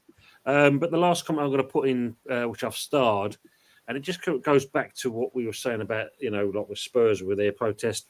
We've done it as well, and it's this one from ENR, and it's a case of he was on the tube yesterday because he went to the game, got talking to a family from Seattle, a couple and 2 kids. They were there to sample Premier League football. Nice people, and they had a good day, but typical of the common day trippers now that go to clubs. That just sums it all up. That's where we stand. Yeah. Yeah, well, we've got it because when you pan around at Tottenham before the start of the game, 2 hours before the game starts, all the Sonny fans are there from North Korea. Yes, of course, mate. I think the majority are in the West Stand, and they've all got their Korean flags and they've all got their Sunny stuff and whatever, and they're always there 2 hours before a game starts. They're the first into the stadium, and they always fill out the same section, every home game, and it's just different people. It's not the same Koreans. It's just different Asians that are there, and they fill out the same part of the stadium every single match. Thanks, Stephen. Same for you as well. Great show, guys. Have a great week all, and good night. Good night to yourself as well. And Thanks, while we're Stephen. doing that, Fuzzy, what you got coming up, and if you can let people where they can find you as well, please. Well, I've got more pain coming up from Man United, first and foremost. I've got a 2-week holiday time, so I'm going to make the most of that. And yeah, hopefully a lot more gears will be turning with the fans and the fan base and communities. And, I'll do my part from a content creator standpoint and, try and rally as many Man United troops as possible. So that's just me, basically, because I have no one else Man United watches me. But yeah, it's just whatever crops up. Thanks, see mate. what it's all about, and yeah, we'll move. We'll make content for it. So yeah, Brilliant. Fuzzy, you have to have an extra 2-week break. He's saying there, brilliant. Colin, yes, indeed. Good night as well. God bless. Ian, I say Lone Star. Just an example of the way crowds are changing. Absolutely, Ian. You're not wrong. Here's the way it's going. Yeah, thanks for coming in, mate. It's been a great one for the 50th. What you got coming up and where they can find you? Yeah, well, long as Yeti's Cave, I always speak it real. I always say what I think. Nottingham Forest fan, and loving every minute of what's going on at the minute, even though we lost this week. It was always going to come at some point, especially by Fulham. And, we're still like 3rd in the league. Nobody expected this. I didn't expect this. But at the end of the day, we're coming back. If you don't want to believe that, don't believe it. But trust me, I'm telling you, we're all coming back. And yeah, we'll just keep going with it. Long as Jetty's Cave, more sort of gaming and all this, that, and the other from now on. Can't be doing all these watch-alongs on games that I don't care about. I don't care about off your team. Sorry, guys, I don't. So I care about my team. So I'll be doing watch-alongs on Forest and not anything else. And then just doing gaming, and I'll just have your games on at the side. If they're interesting, then I'll drop onto them. But otherwise, I don't give a fuck. So yeah, big up to everybody. Big up to everyone on the panel. Big up to everyone in the chat as well. I've seen some of the shit you've said, Lone Star and all this, that, and the other. Yeah, big up to you and big up to everybody else. Thank you Thanks very for much, having me on as well. You're most welcome, mate, as always. Anthony, where can people find you as always? Well, people can find me on air on Early Doors TV, where we do the Sunday night takeaway. We're going to be doing the show on Wednesday night, the Good, the Bad, the Ugly. Also, I'm going to be on a show on Thursday night on the Arsenal Alliance with the biggest flip flopper on YouTube. 1 minute he's hard settling, next minute he's hard settling. Lead, but he's all right. And I just want to say, I don't care about any of your teams. Yeah, fuck Forest. And the last thing I want to say is keep it real. If he says keep it keep it real, keep it Anthony, drop him. Drop him. Drop him. I'd be like to see you Oatsy coming on. It's nice to see you again. Mate, bro, if I ever fucking meet you, you'll never say that again. Oh, God, me and you are fighting after this show. All right? Jose, thanks for coming in on that. I know you do the other show with Adrian and stuff and that, and it's great you do that as well. And I do appreciate you dropping in as well. As always, where can they find you and what have you got coming up? You can copy and paste the link because I put it in the private chat for you because it's a lot easier. Thank you, matey. Yeah, I'm at LTL Cockerell. Obviously, I'm a Tottenham supporter, but I do have all supporters going into my chat. Decent community. Don't get trouble in there. Mainly I do prediction shows and stuff at the moment because work takes me away. So you don't know when. Well, I know that I'm not about, so it's quite hard to formulate shows. People tend to find me on other people's shows. I help out on other people's channels in and around the community, all from different clubs as well. So it's been a pleasure coming on here, and it's been a pleasure sharing the screen with all the people that I've shared it with tonight. And I wish everybody a really, really good week ahead. And until we next see each other on screen. And well done, the chat. You've kept us busy tonight. Absolutely. I mean, Pepsi has to get one in on you. He says, see you in a few weeks, Jose, when Spurs next win. Yeah, but I come on win or lose anyway because I'm exactly. You do. It don't affect me. Exactly I keep saying to people it doesn't affect me because, and I think Tony's similar in the sense that win, lose or draw, the game finishes, and after the game finishes, you're back to your normal routine of life. Do you know what I mean? I don't dwell on it win, lose or draw. So full well, mate. I came on with you and Colin and that when you slapped us up. I came onto your show. That's how much. You just get on with it. That's it. But we never gave it to you though. So that's the nice thing. No, that's true. We didn't give you no. Oh well, that's just disappointing. That is, Jose. I would have at least give it to him and then said, "Right, that's it now."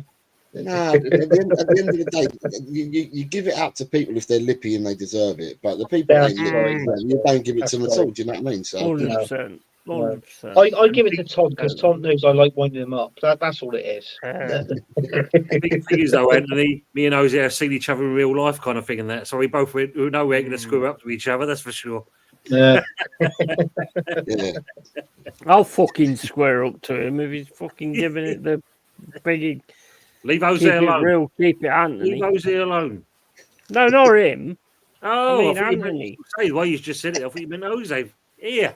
He's only just come in. I'll big up to him and all. Him. He'll probably swallow me in one fucking bite, but I'll big up to him. But people in the chat still with us. Thanks for hanging around, and it's been a great 50th episode.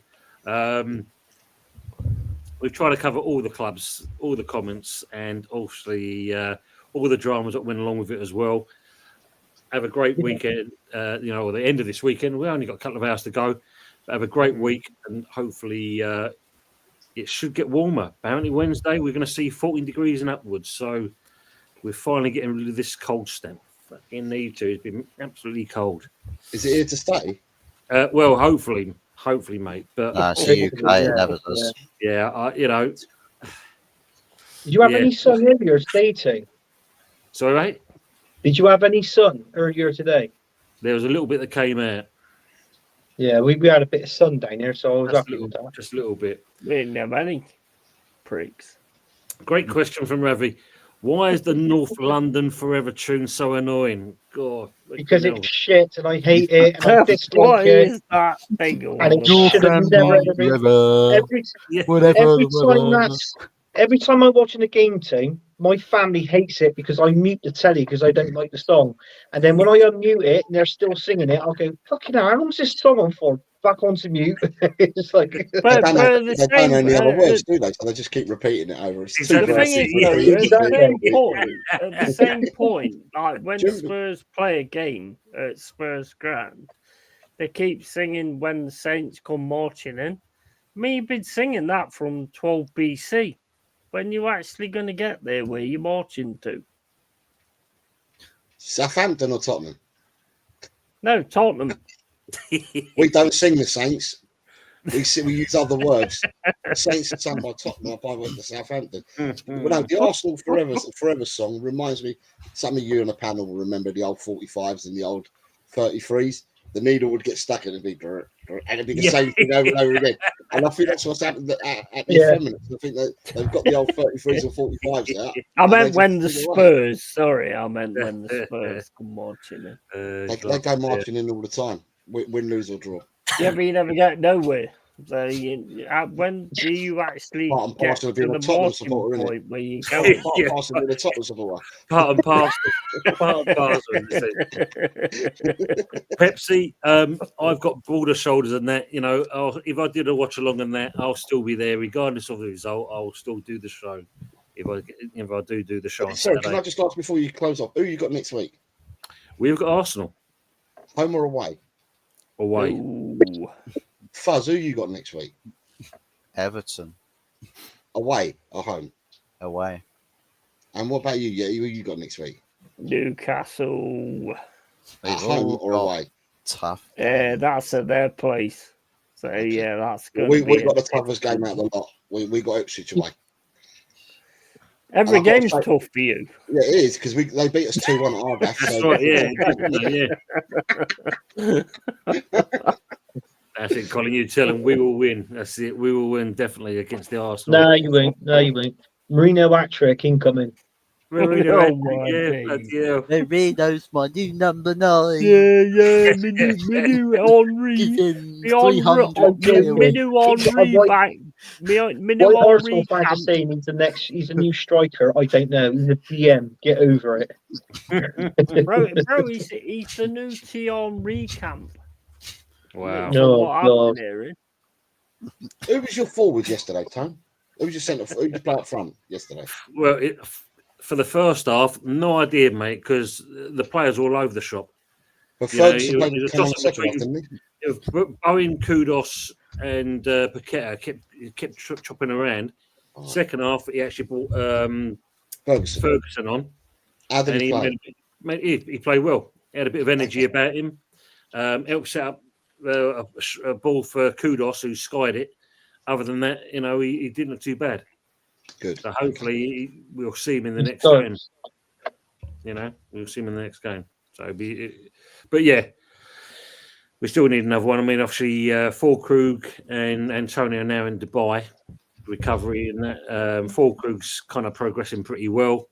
Ings is just Ings, just collecting a wage. Hammers still keep getting hammered though, don't they? Everywhere we go. Are you playing Saturday? Sorry, mate? You playing Saturday? Yeah, Saturday, yeah. You might as well do the show. Whatever happens, whoever wins or loses or draws, you might as well do the show Saturday. Cool. Fester until Sunday night. You see my shoulders, Jose. I'm broad as anything, mate. I've seen it.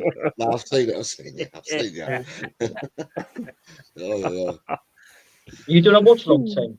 I may do, yeah. Yeah, I may do, yeah. Or are you going to jump on that?